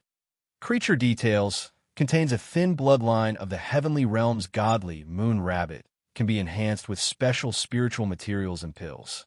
Born with the ability to find spiritual materials and accurately distinguish the medicinal effects contained in spiritual materials. The best assistance for an alchemist. Creature abilities: spiritual material search, spiritual material identification, accurately measure the age, weight, and other data of spiritual materials. Creature characteristics. This kind of creature is almost extinct in the three realms due to its natural strong curiosity and honest personality. Official notification. Please protect endangered animals. Wow, rabbit, you really have the bloodline of a godly beast, Yi Sherwin shouted excitedly. Looking at the excited Yi Sherwin, the rabbit gradually became excited as well. Then it stood up and waved its fists in the air. "Have I become stronger? Have I become stronger?" "No." The smile on the rabbit's face instantly froze. "But you really have the bloodline of a godly beast." Yi Sherwin's eyes were filled with little stars at this moment. At this moment, Rock's figure appeared beside Yi Sherwin. At this moment, his gaze toward the rabbit was also filled with astonishment and shock. "Uncle Rock, the rabbit succeeded," Yi Sherwin said excitedly. "F***CK, really? You're actually a her-battering rabbit? Aren't you extinct?" Rock still had a look of disbelief on his face. "It's true." Before the rabbit could speak, Yi Sherwin answered excitedly. "You're rich. With this rabbit, you can directly skip the steps of measuring the weight and dosage of medicinal materials in the future when you refine medicine. This rabbit's natural ability is to identify medicinal materials, and it's a top-notch one at that." Looking at the dumbfounded rabbit, Rock felt a pang in his liver. Such a stupid rabbit actually had such a high-level bloodline and was really the descendant of a godly beast. To Rock, this was simply inconceivable. Although the her-battering rabbit's natural ability did not have any combat enhancement effect, in the eyes of an alchemist like Rock, the value of the her-battering rabbit was immeasurable. In the profession of alchemists, the top-notch ability to identify medicinal materials required the accumulation of an enormous amount of knowledge about medicine refinement. Even Rock himself, who had studied medicine refinement for tens of thousands of years, was only close to high level in terms of identifying spiritual materials. He was still very far from the level of a master. However, the herb-battering rabbit was different. It was born to be a top-notch expert in identifying spiritual materials. This was the ability bestowed by the moon rabbit's bloodline. With such a rabbit, one could not only skip too many complicated steps in refining medicine, but they could also save a large amount of medicinal materials. This was equivalent to indirectly saving money for the alchemist. The refinement of high-level medicine required the consumption of large amounts of precious spiritual materials each time. If one failed, the loss would undoubtedly be enormous. However, with the herb-battering rabbit, the success rate would increase by at least 30%. This was because the herb-battering rabbit could accurately measure the quantity of the medicinal materials. The rest was up to the alchemist. For an alchemist, it was not an exaggeration to say that the herb-battering rabbit was the strongest support. At this moment, Rock really wanted to catch this rabbit and keep it in a pen. "It didn't become stronger?" the rabbit asked with a dazed expression. "No, but you'll make a lot of money in the future," Rock said with a smile. There was a certain longing in his eyes as he looked at the rabbit. The rabbit could not help but perk up its ears in alarm. Hearing that it would make a lot of money, the rabbit immediately became excited again. However, after thinking about it carefully, wasn't the reason it made money to become stronger and then challenge Dog?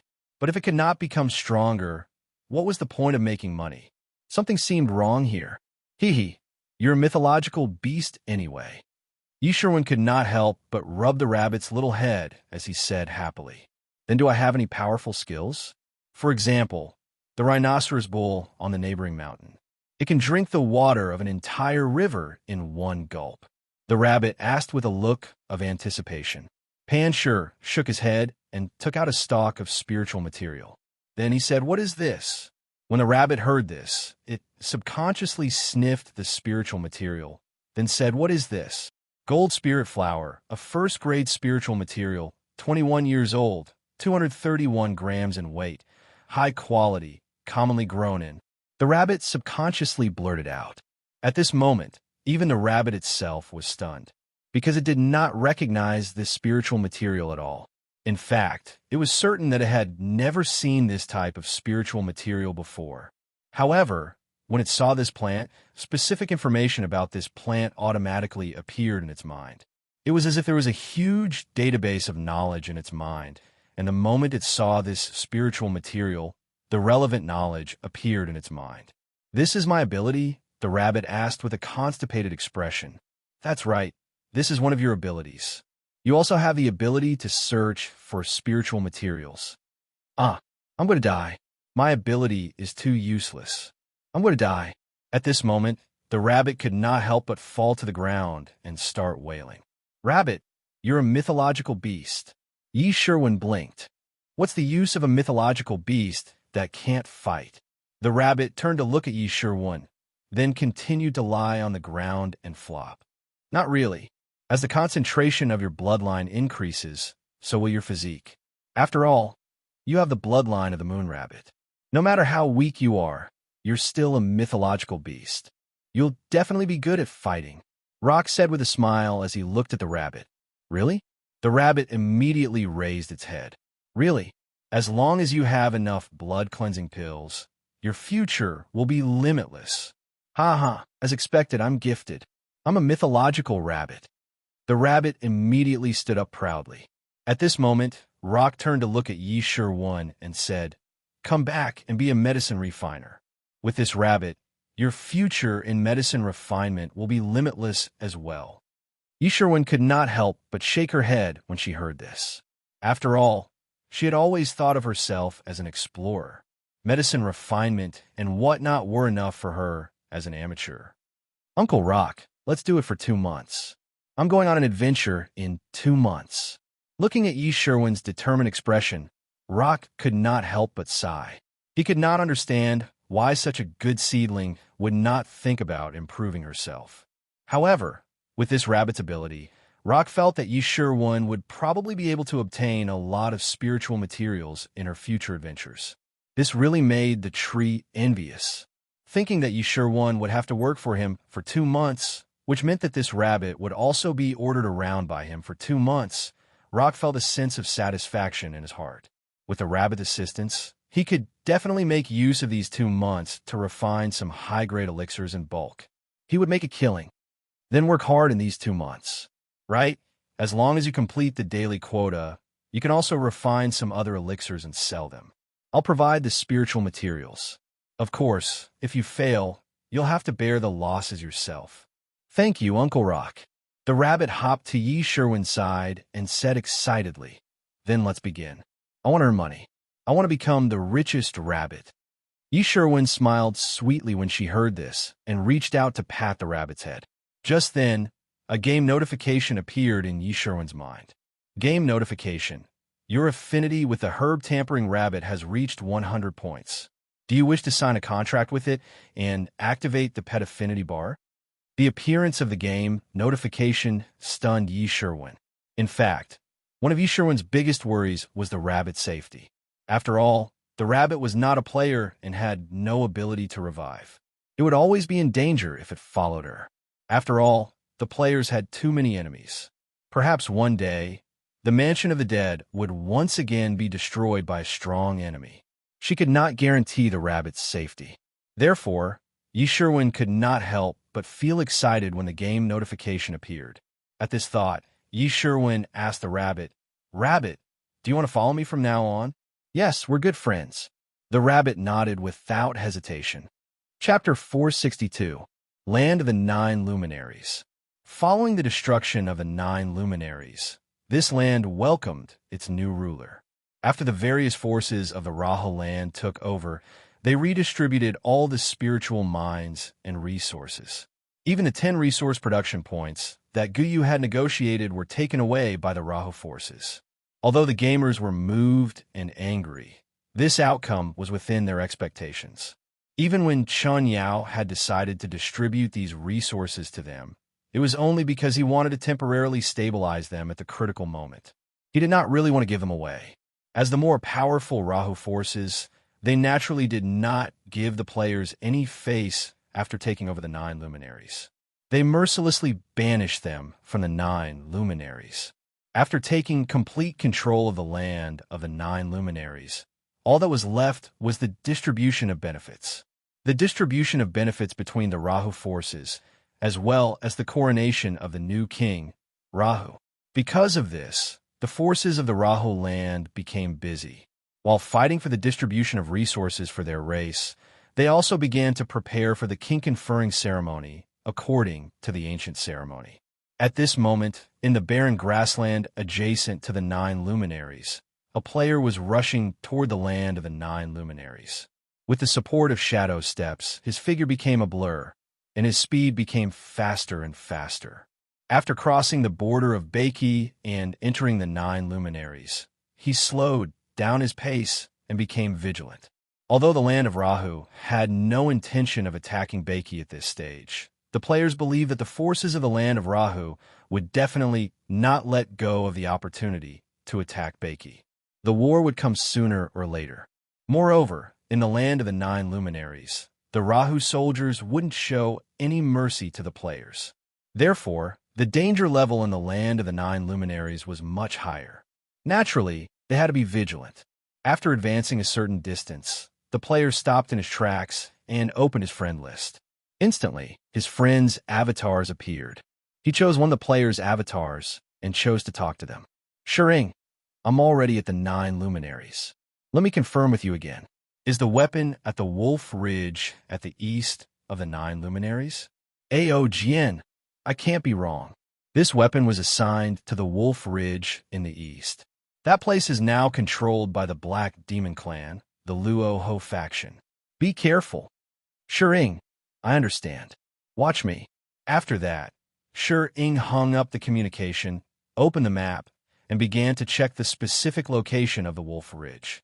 This time, he didn't come to the land of the 9 luminaries for sightseeing. Instead, he was entrusted with a mission. The person who entrusted the mission was Aogn, a member of the Wall Cheater Group. This mission was related to a weapon. During the war between the Land of the Nine Luminaries and the Rahu territory, there was a weapon that left a deep impression on the players. It was the icicle in Xing Yao's hand. Of the legendary grade weapon, Aogn and the Nine Luminaries was not nine luminaries. What Aogn cared about the most was not the icicle, but the materials used to cast it. Star was nine luminaries. He had learned from Tonghua that the ice spike contained no less than 5 types of rare spiritual materials. There were even more top-notch ice spiritual ores. It was a rare legendary grade weapon. Aogn was nine luminaries. 9 of dragon, 9 of luminaries. This was because one of the 9 spirit swords he carried on his back was of the ice attribute. If he wanted to upgrade his spirit swords, apart from increasing his own strength, the most important thing was to devour spirit materials and spirit ores of the corresponding attribute. Aogn had always wanted to evolve all 9 of his spiritual swords into legendary quality weapons, or even higher. Therefore, the icicle was very important to Aogn. In his opinion, Ice sword luminaries could give birth to a legendary grade sword if it swallowed the ice luminaries. Aogn took action. He went to the Land of the Nine Luminaries to take the weapon from the Luoho force. Unfortunately, although his strength was close to the Ghost Commander advanced, he was still powerless against the Ghost Generals and Ghost Kings of the Land of the Luoho force. He tried several times but failed. Under such circumstances, Aogn found Serene and hoped that he could help him. Serene agreed to Aogn's request after some hesitation. It was a challenge, and he liked challenges. Moreover, this challenge suited his identity because he was one of the few descendants of the Steel Sect. The Steel Sect was commonly known as thieves, pickpockets, and robbers in modern society. They were a special group of people who disrupted social order and were shameful. In reality, the real Steel Sect was not what people thought it was. Those thieves, pickpockets, and robbers were also shameful in the eyes of the Steel Sect members. Their style might be similar to the Steel Sect's, but their purpose was completely different because the members of the Steel Sect never did evil things. They only stole from the rich and heartless merchants and corrupt officials. The Steel Sect also had a rule that only 1/10 of the stolen money could be kept, and the rest would be given to those who needed it. Even so, because of the word thief in the Steel Sect, they still bore the infamy of being thieves. In the eyes of the Steel Sect members, they were wrongly accused. In their eyes, the word thief represented stealing without using violence or killing people. They would leave as soon as they got what they wanted, and they would never use force even if they were discovered. However, the word thief was different. Only those who robbed, plundered, and robbed with violence were called thieves. They were 2 completely different concepts. Moreover, they had never done anything against their conscience.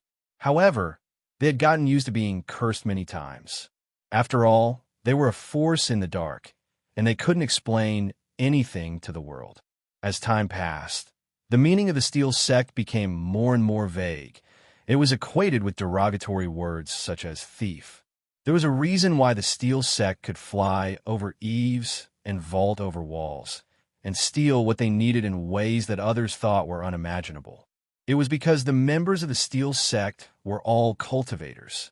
Although the Steel Sect gradually disappeared from the world, they were still very famous in the cultivation world of the Degenerate era. This was because the number of members of the Steel Sect was much larger than that of other cultivation sects or families. Although they were not as powerful as other cultivation sects, and they were not good at fighting, the Steel Sect had superb skills in stealing.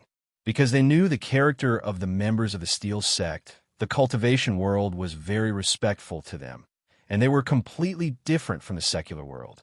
Even though it was 2,319 years ago, the Steel Sect did not live in seclusion in the mountains and forests, and instead, they perfectly integrated into modern life. Shering, on the other hand, was a programmer who had just graduated and was working in a company. He was not bald yet.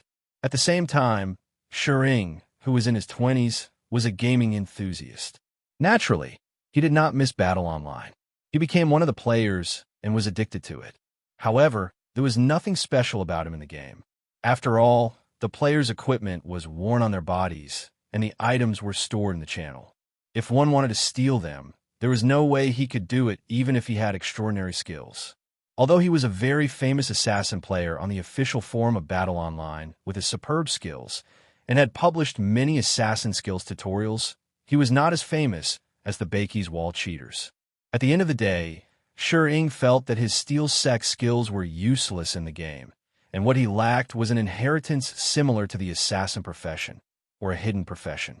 As long as he could obtain these special inheritances, Shur believed that he would definitely be able to join the Bakey's wall cheaters and become one of them. He got no AOGN because of a challenge. As a belligerent, AOGN had been challenging the group of players who were known as professional players in the forum for a period of time, and Shur was one of them. Unsurprisingly, Shur was defeated. He was brutally abused by AOGN. At that time, other than Murphy and Little Pomelo, who tied with AOGN, all the other players were defeated without exception. However, his assassination skills were also recognized by AOGN. Only when they were chatting did they realize that both of them were cultivators in reality. Therefore, they added each other as friends. Although they met a few times after that, they did not communicate much. In order to obtain the ice spike, AOGN went to the land of the 9 luminaries. After a few fruitless attempts, he thought of Shur. Since Shur was a member of the Steel Sect, he was very knowledgeable about stealing. AOGN believed that this person might have a way to help him steal the ice spike from the Luoho force. Shur ability was ineffective against players, but the Luoho force did not have the binding function of the player's weapons and equipment, which could be retrieved upon death, nor did they have a storage space. Therefore, from AOGN's point of view, Shur ability was still useful. Of course, AOGN was just holding on to hope and promised Shur a high reward of soul coins. Whether he succeeded or not depended on whether Shur had the unpredictable stealing ability of the Steel Sect, as described in the legends. After confirming the direction, Shur began to move toward the Peak Wolf Ridge. His figure turned into a phantom again. Facing such a difficult task, Shur felt stressed and excited at the same time. Although Shur, who claimed to be one of the 3 good young men of the 24th century, had learned the skills of the Steel Sect in reality, he had never enjoyed it to his heart's content. He always returned what he stole on the spot to satisfy his craving.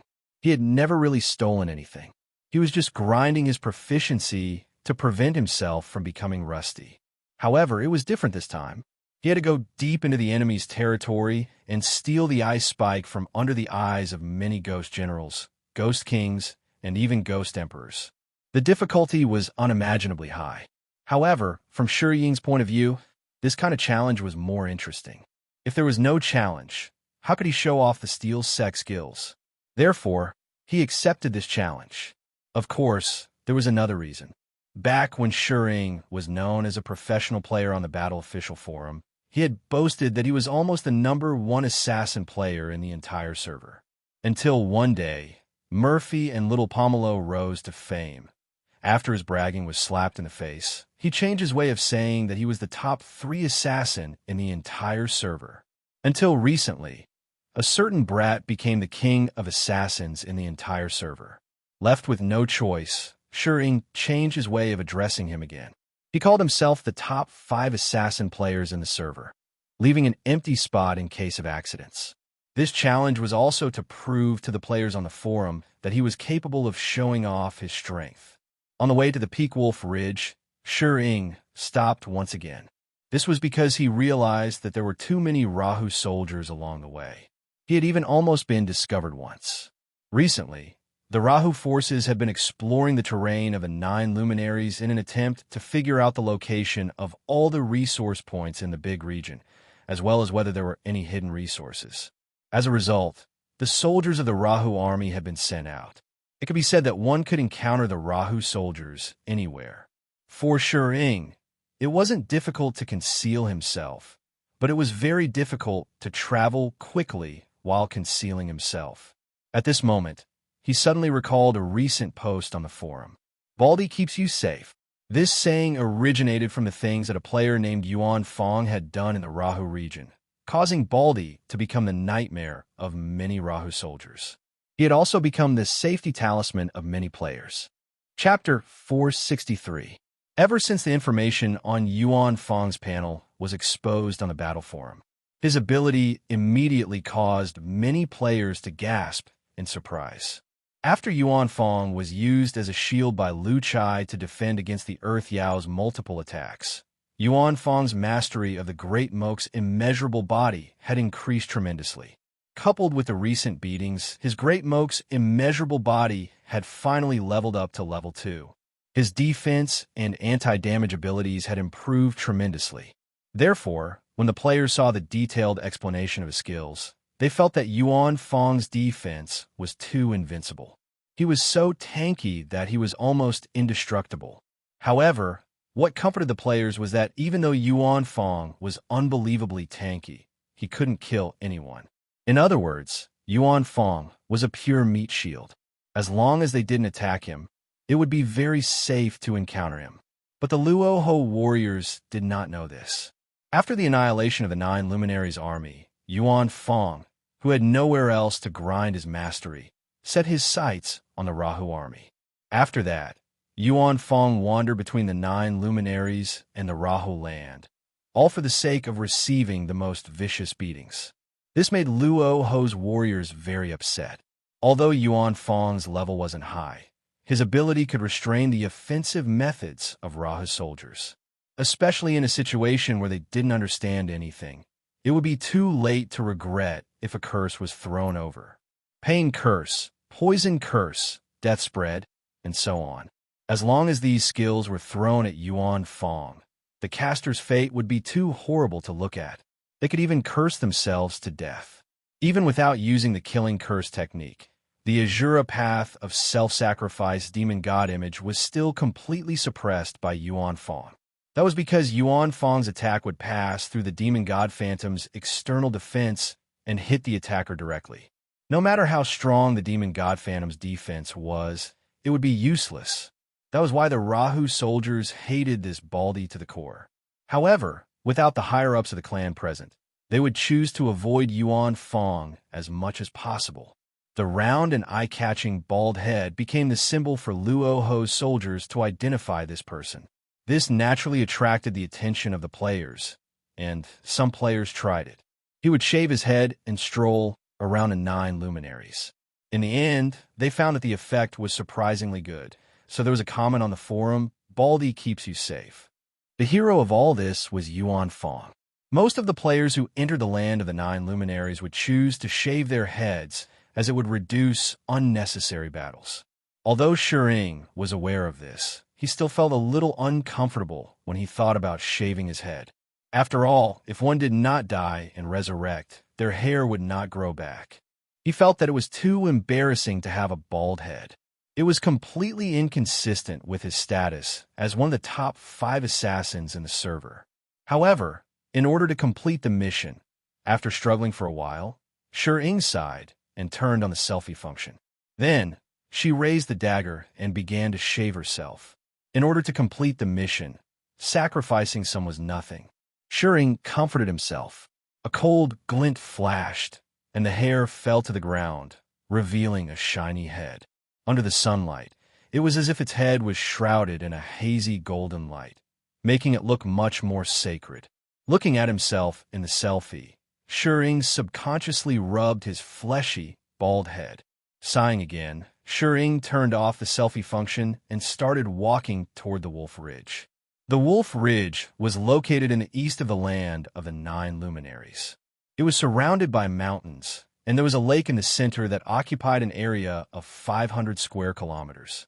Previously, the forces of the land of the 9 Luminaries used the Wolf Ridge as their base to collect spiritual or resources.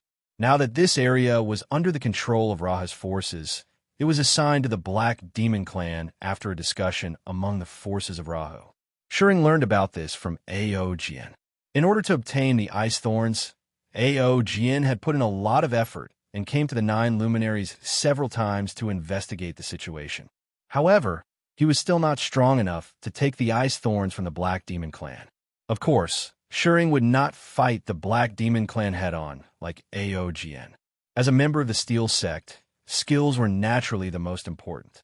The journey took a long time, especially since the land of the nine luminaries did not have a teleportation formation like Baki. Even with the help of Shadow Steps, it still took a lot of time to travel. What made Shering feel better was that it was indeed effective to have a bald head. When the soldiers of Rahu saw his bald head from afar, they all chose to avoid him and did not approach him. Just as the players on the forum said, "Baldy keeps you safe," had a pretty good effect. Along the way, Shering walked and stopped occasionally to eat some food to replenish his energy. After a day and a half, he finally arrived at the Wolf Ridge. It was already nighttime, and a hazy round moon was hanging high in the sky. Under the moonlight, the continuous mountains of the Wolf Ridge looked like giants standing in the distance. Shering was not familiar with this place, but it was not a problem for him. This was because many players on the forum had shared detailed maps of the various areas of the nine luminaries, and even the various areas of the land of Rahu. Thinking of this, Shering entered the Wolf Ridge in a flash and found a place to hide. Then, he began to search for the map sharing post in the strategy sharing section of the official forum. He began to study the terrain in preparation for stealing the ice thorns. After spending some time memorizing the terrain of the Wolf Ridge, Shering began to move. He began to sneak toward the area marked on the map where the nine luminaries soldiers were stationed. From Shering's point of view, the Black Demon race had just taken over this area, so they would not change their current camp. They would definitely still use the camp left behind by the nine luminary soldiers. On the map shared by the players on the forum, the 8 camps of the nine luminaries army in the Wolf Ridge were clearly marked on the map.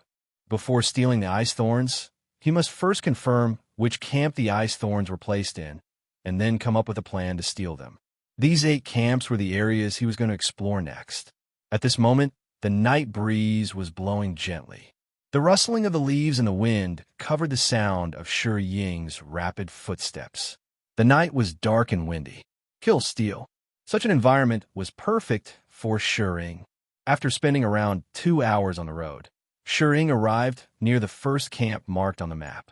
Through the gaps between the leaves, the brightly lit camp in the distance came into view. The camp was built against a tall mountain.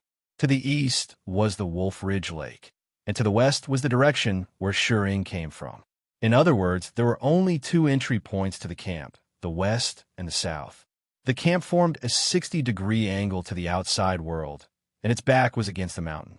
Seeing this, Shering began to explore the periphery of the camp, trying to find an entry point. As for how to sneak into a heavily guarded area, Shering had studied the methods of the older generation of the Steel Sect, and the most important one was to look. Look for the area he wanted to sneak into and the place with the weakest defense. After a round of exploration, Shering began to move. He chose neither the east nor the south. Instead, he walked straight to the mountain at the side. After a round of exploration, Shering realized that it was impossible to enter from the main entrance of the east and south because there were too many soldiers stationed there. On the other hand, the lights at the back were dim, which meant that there were very few guards at the back. In fact, there were only a few lights, and there were no guards at all. Thinking of this, Shering took out a rope with a hook that he had specially bought from his space. With a light flick, the hook immediately bit into the rock wall of the mountain. After trying to pull it a little and making sure that it could withstand the force, Shering pulled the rope hard, leaped up, and began to run along the steep rock wall of the mountain. Ying's feet stepped on the rock wall as if he were walking on flat ground. In addition to the attributes in the game, this was mostly due to skills. This body movement was called wall stepping in the Steel Sect, and it was one of the stealth skills used by the members of the Steel Sect. The former members of the Steel Sect often used this ability to jump over buildings, and they were also called flying thieves by later generations. The main function of the rope was to borrow strength, not to bear weight. After coming to the place where the rope hook was, Shering quickly took out a dagger and stabbed it into the mountain so that his body would not fall. Then he pulled out the hook and threw it upward again, and then borrowed the force to go up. After repeating this 5 or 6 times, Shering was more than 40 meters above the ground. At this moment, his vision could already cover the camp of the black demon race below, and he began to look for the weak points in the defense of the camp. After a round of inspection and confirming the target point, he began to throw the hook sideways, moving horizontally toward the back of the camp. Since he could only move about 8 meters at a time, it took Shering about half an hour to reach the back of the camp. Then he pulled out the rope hook, held it in his hand, and fell straight down from the air. Because it was nighttime and the moonlight was blocked by the mountain peaks, Shi Ying's figure blended into the night, and his fall did not attract the attention of any black demon race warriors. At the moment when he was about to land, he threw the rope in his hand sideways again. As the rope tightened, his body was lifted, and he happened to be less than half a meter above the ground. After letting go, his body landed steadily. At this moment, he had already entered the back of the camp of the black demon race. In front of him were many wooden houses, and the area he was in was relatively secluded, with no Rahu warriors around. After putting away the rope, Shi began to carefully explore the situation in the camp. According to the information he already knew, the Black Demon race had 2 Ghost King level, for Ghost General level, and no less than 10 Ghost Commander level experts. Although this was only one of the 8 camps, it was basically impossible for him to escape if he was discovered. Moreover, there was no good way to find the icicles, so he could only explore them one by one. Of course, his priority was naturally to explore the wooden houses that looked relatively luxurious. After all, the icicles could not be kept by ordinary soldiers. When he came to the front of a wooden house, Shi Ying's figure leaped up, and with 2 steps, he leaped to the top of the wooden house. The moment his figure landed, his feet lightly touched the top of the wooden house, eliminating the sound. Then, he slowly squatted down and put his ear on the wooden house and began to carefully listen to the situation inside the wooden house. At this moment, a clamor came from afar. "He's here! That Baldy is here again!" Following the appearance of the shouts, the dong-dong of the alarm bell rang in the camp. Instantly, the entire camp was in an uproar. A large number of soldiers walked out of the wooden houses and ran toward the main entrance of the camp. Seeing this, Shi hurriedly crouched down to prevent himself from being discovered. At this moment, at the entrance of the camp, a ball player was smiling at the ashen-faced Rahu soldiers in front of him. Almsgivers, a day apart feels like 3 years. This little monk is here again today. As he spoke, Yuan Fong slowly put his palms together. Hearing this, the faces of the soldiers on guard turned red, but no one made a move. At this moment, all the soldiers on guard were cursing in their hearts. Because this bastard is here again. Chapter 464. The Black Demon Race. The Rahu territory was a branch of the Rahu race that specialized in killing spells. The strongest ability of this race was the killing curse technique. Even in the Rahu territory, the strength of the Black Demon race could be ranked in the top 3. This was because compared to the Rahu race that specialized in other Asura paths, the killing curse technique was innately powerful and could pass through the Asura demon god phantom to directly curse the target. Even the most top-notch techniques could kill the target remotely or even transfer the damage as long as the target's body tissue, such as hair, was collected.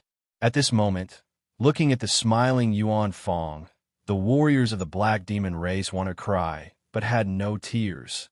This guy couldn't cast a curse at all. For some reason, this Baldy had been eyeing the Black Demon race during this period of time.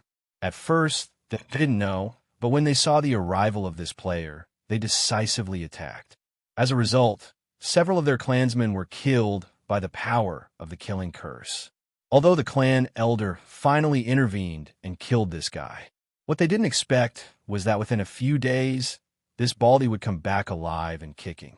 At that time, the clan elder of the Black Demon race analyzed that Yuan Fong should have used the physical doppelganger technique and that the person who appeared in front of them was not a real person at all. This could be seen from the fact that Yuan Fong turned into black mist after his death, and his soul could not be found. This was very similar to the physical doppelganger technique. Although it was different in some aspects, the clan elder of the black demon race, always thought so.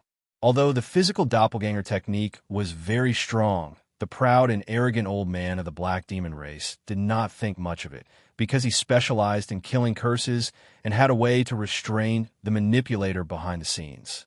That was the long-range killing curse technique. This type of technique needed to collect the information of the target and then release a curse in the air to cast a curse on the target. Therefore, when Yuan Fong came again, the clan elder did not kill him. Instead, he plucked out a few of Yuan Fong's hair and let him go. As for why he did not pluck out the hair, it was naturally because there was no need to.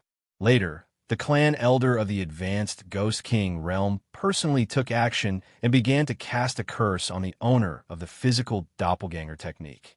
Moreover, it was his most powerful curse, the life-withering curse. It was obvious that the curse was cast on Yuan Fong because he did not have a doppelganger and did not know any physical doppelganger technique. Yuan Fong was having lunch when he received a notification from the game. Game notification. You have been cursed by the Black Demon Clan Elder. The life-withering curse has begun to take effect. Judging defense. Judgment complete. You will lose 578 HP every minute for 78 hours, 32 minutes, and 18 seconds. At that time, Yuan Fong was surprised at first, but he soon calmed down. After all, his Moke's immeasurable body had already reached level 2, and its fixed damage reduction had reached 800 points. Although the life-withering curse was terrifying, and its duration of 78 hours was even more terrifying, it was just a series of zeros for Yuan Fong. Yuan Fong had always been afraid of instantaneous damage, because this kind of damage could instantly kill him. However, Yuan Fong liked this kind of curse-killing technique that could deal long-term damage the most.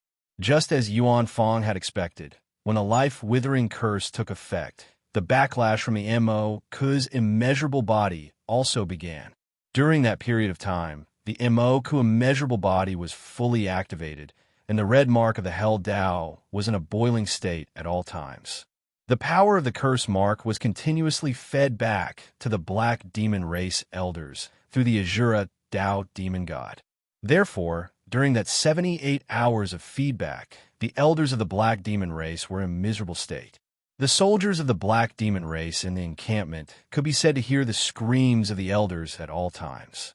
Just the thought of the feeling of life fading away and withering made the soldiers of the Black Demon Race feel fear.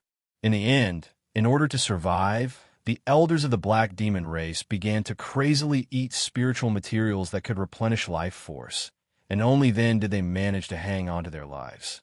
But even though they managed to hang on for 78 hours and survived, the elders of the Black Demon Race were incomparably miserable and paid a heavy price.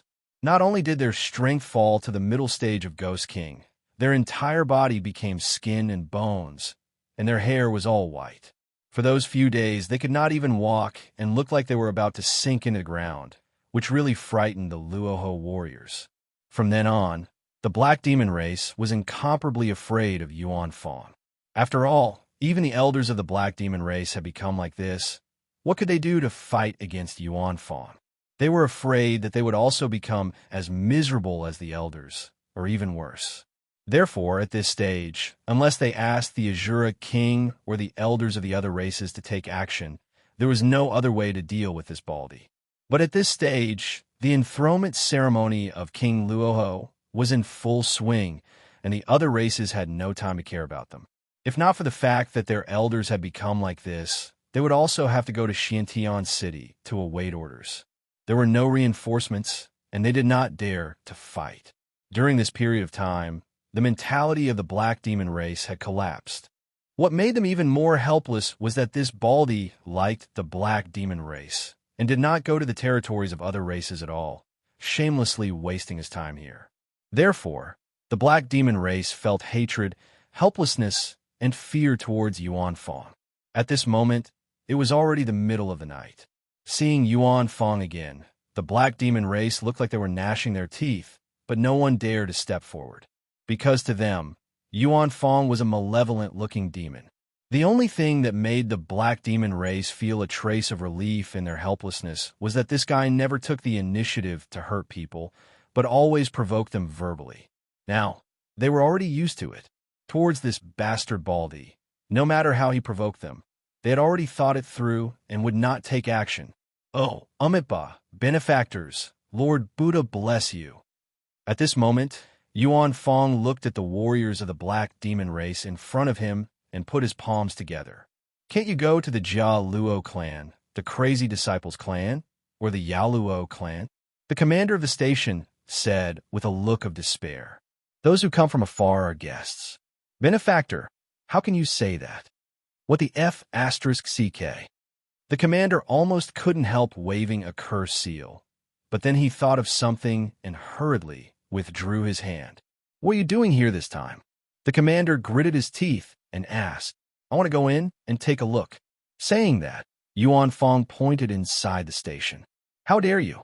The commander immediately shouted angrily. I know that outsiders are forbidden to enter here, but I just want to go in and take a look. Saying that, Yuan Fong stepped inside. Mother Kerr. This bastard Baldy is trying to force us to take action again. At this moment, the warriors of the black demon race present felt very uncomfortable. It was not right to take action, but it was also not right to let him walk in openly without taking action. Bastard Baldy, stop right there, do you hear me? However, Yuan Fong was not afraid of him and continued walking inside. At this moment, a soldier beside him could not help but ask the commander, Commander, what should we do? What can we do? Follow him. The commander could not help but glare.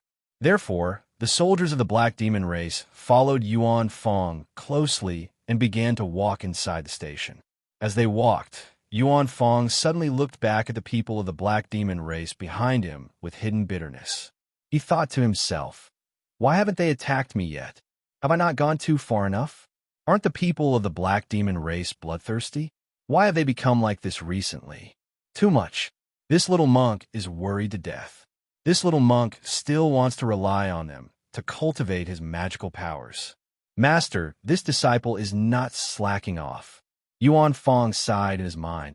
This scene happened to be witnessed by Shi, who was lying on the roof of the wooden hut. In his sight, a large group of black demon race soldiers began to stroll around the station following Yuan Fong. At this moment, Shi was dumbfounded and his mind was full of question marks. King spent so much effort to enter the station, but this Baldy just leisurely walked in from the main entrance like he was taking a stroll. Why didn't the black demon race soldiers stop him? Are they eating *T? Chapter 465. You're also a player, but you're strolling around the encampment so calmly. Isn't that too much? Shi felt that the difference in treatment between him and Baldy was huge. In order to enter the encampment, he had spent a lot of time surveying the terrain and racking his brains on how to get in. He had even relied on ropes to move for several hours before entering the rear of the encampment. But look at this player. Not only was he strolling around the encampment, he would also look back at the black demon soldiers from time to time, as if he was afraid that they would not kill him. He was using his actions to demonstrate what it meant to be unrestrained. Shi could not help but think sadly that players competing with other players was simply infuriating. However, at this moment, the black demon soldiers were even more depressed than Shi. It was not that they did not want to touch Yuan Fong, but they simply did not dare to. As a race that specialized in curses, the black demon race had a very obvious characteristic compared to the other Rahu races. They were always bare-chested, and their bodies were covered in runes and runes. To outsiders who did not understand the Jura path, the tattoos on the black demon clansmen were just a tradition of the race and had no other significance. But in fact, this was a killing move of the black demon race and was extremely confusing. As a combat race that cast curses from afar, their close combat ability was far inferior to the other Rahu races. The curse runes all over their bodies were the key to their survival when facing enemies in close combat. As long as an enemy dared to touch their body or come within half a meter of them, the curse runes on their body would automatically be triggered and instantly curse the approaching enemy. Unless it was a member of their race or an outsider who drank the special curse rune medicine they concocted, no one would be spared. But at this moment, this was also the weakness of the black demon soldiers who were restrained by Yuan Fong. This was also the reason why Yuan Fong dared to stroll around the encampment of the black demon race. Having suffered from being imprisoned once, Yuan Fong naturally would not be so foolish as to court death and be imprisoned again. He liked to look for the black demon race to be beaten up precisely because they were restrained by him. As long as the black demon clansman came within half a meter of him or came into contact with his body, the curse would automatically be triggered. This was also the reason why they did not dare to touch Yuan Fong. At this moment, Yuan Fong looked resentful and could not help but turn to the black demon soldiers. Are you really not going to make a move? This little monk has trespassed into your base. Damn, Baldy, don't think that we don't know what you're thinking. Don't even think about it. The leading general gritted his teeth and rebuked. They hated Yuan Fong to the core, but there was nothing they could do. Traps, fences, locked doors, he had basically tried everything, but this bastard monk always had a way to climb over walls and fences to enter. It wasn't that they didn't think about using long-range means like bows and arrows, but the damage would still be transferred to them. Moreover, the black demon race specialized in killing curses, so they didn't have any explosive spells that could insta-kill people. Bows and arrows were simply useless. Yuan Fong couldn't help but scratch his head when he saw that the clan general had seen through his thoughts. He felt slightly depressed in his heart. In his view, if the black demon race warriors did not act, then he would have come for nothing. How about this? I have a suggestion. As long as all of you are satisfied, I will leave right away. Yuan Fong thought for a moment before speaking with an expectant expression. When a station clan general heard this, his heart was filled with hatred. He actually dared to raise conditions with the black demon race. It was simply a disgrace. But at this moment, they could no longer endure Yuan Fong's torment. After some internal struggle, the clan general gritted his teeth and said, "Speak. What is your condition? As long as it's not too much, I will agree to it. But you must promise to leave this place. Master once told me that a monk does not lie. I will naturally do what I say." Yuan Fong placed his palms together and said, "Then speak. What are your conditions?" The clan general continued to ask, "How about this? Have your clan elder cast another life-withering curse on me. I promise not to come for a few days. When the effect of the life-withering curse ends, I will come back and look for your clan elder to cast another curse." And so on and so forth. Hearing this, the station clan general could not help but be dumbfounded. Have a clan elder cast another life-withering curse on you? And to King cast another one in a few days? Do you really think our clan elder has 100 lives? Even if we do, we can't afford to play with him. After all, that life-withering curse from before had already taken away half of their clan elder's life. Yuan Fong's request was akin to saying that they should use their clan elder's life in exchange for peace. How could they agree to such a request? The clan general's face instantly turned livid. Behind him, Serene, who was eavesdropping from the top of the wooden hut, was also dumbfounded. This Baldy is too much. Does he think this is an internet cafe where he can renew the fee when the time is up? No matter how powerful you are, can you at least consider the feelings of other players? This is too much. In comparison, the gaming experience is extremely poor. At this moment, Serene could not help but grit his teeth. Is this how the members of the wall cheat group are? Indeed, all of them are using cheats. This is too much. What do you think, Serene? Isn't this little monk's idea not bad? This way we can live in harmony. Harmony? Harmony, my *SS. At this moment, the clan general's hands were trembling. He really wanted to cast all sorts of vicious curses on this bastard Baldy. He wanted to make his body rot, make him wail in pain, and make him kneel and beg for mercy. However, he could only think about it. Looking at Yuan Fong's harmless, wooden face, the tribe general in the base wailed in his heart. He's tricking me to attack him. Bear with it. Bear with it. At this moment, the clan general could only comfort himself. As a warrior, he had never felt so aggrieved before, no matter how terrifying or powerful his opponent was. "All right, where's your clan elder?" Yuan Fong suddenly asked. "He's not here." The clan general gritted his teeth. "Where did he go? I'm begging you to let him go." The clan general was on the verge of exploding. "This little monk wants to discuss a collaboration with him." "Benefactor, please do me a favor." Yuan Fong continued to ask with a stiff face. "Collaboration? Screw you." The clan general was so angry that he stomped on the ground, creating a crater. "Bear with it. I must bear with it." The clan general's eyes were bloodshot as he kept comforting himself. "All right then, this little monk will go look for him myself." "You guys are so petty." Yuan Fong sighed as if he had given up. He walked out of the clan base. When the clan general heard this, he finally heaved a sigh of relief. As long as he left, it did not matter where he went. Ouch! Just as Yuan Fong was about to approach them, he suddenly stumbled and fell toward them. At this moment, all of the Rahu soldiers leaped back in fear as if they had seen a ghost. This was especially so for the clan general, who leaped over 10 meters into the air. All of the Rahu soldiers scattered in an instant, afraid of being touched by Yuan Fong. They knew very well that if they were to get close to or touch Yuan Fong, they would be done for if they triggered the curse on their bodies. At this moment, some of the Black Demon Tribe soldiers had leaped onto rooftops while others had climbed onto flagpoles. In that instant, even Shi was flabbergasted by their explosive strength.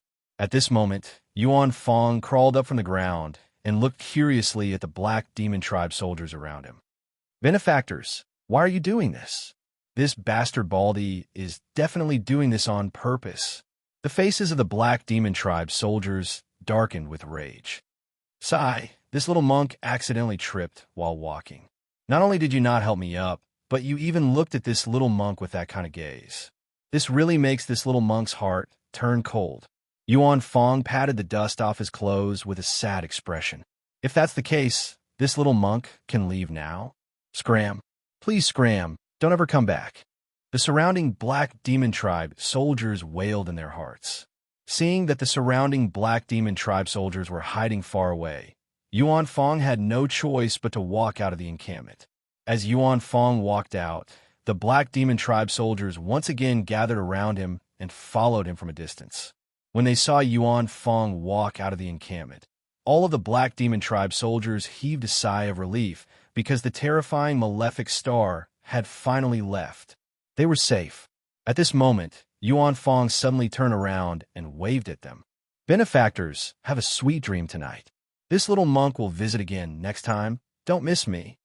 Hearing this, the smiles on the faces of the Black Demon Tribe soldiers instantly froze, and they were on the verge of a mental breakdown. They felt that they might not be able to sleep tonight. Yuan Fong's actions left Shi, who was lying on a rooftop, dumbfounded. At this moment, he only had one thought in his mind. Did I have to go through all the trouble of leaping onto roofs and vaulting over walls, sneaking around and surveying the terrain? Look at him. He walked in openly and walked out leisurely. It felt like he was returning home.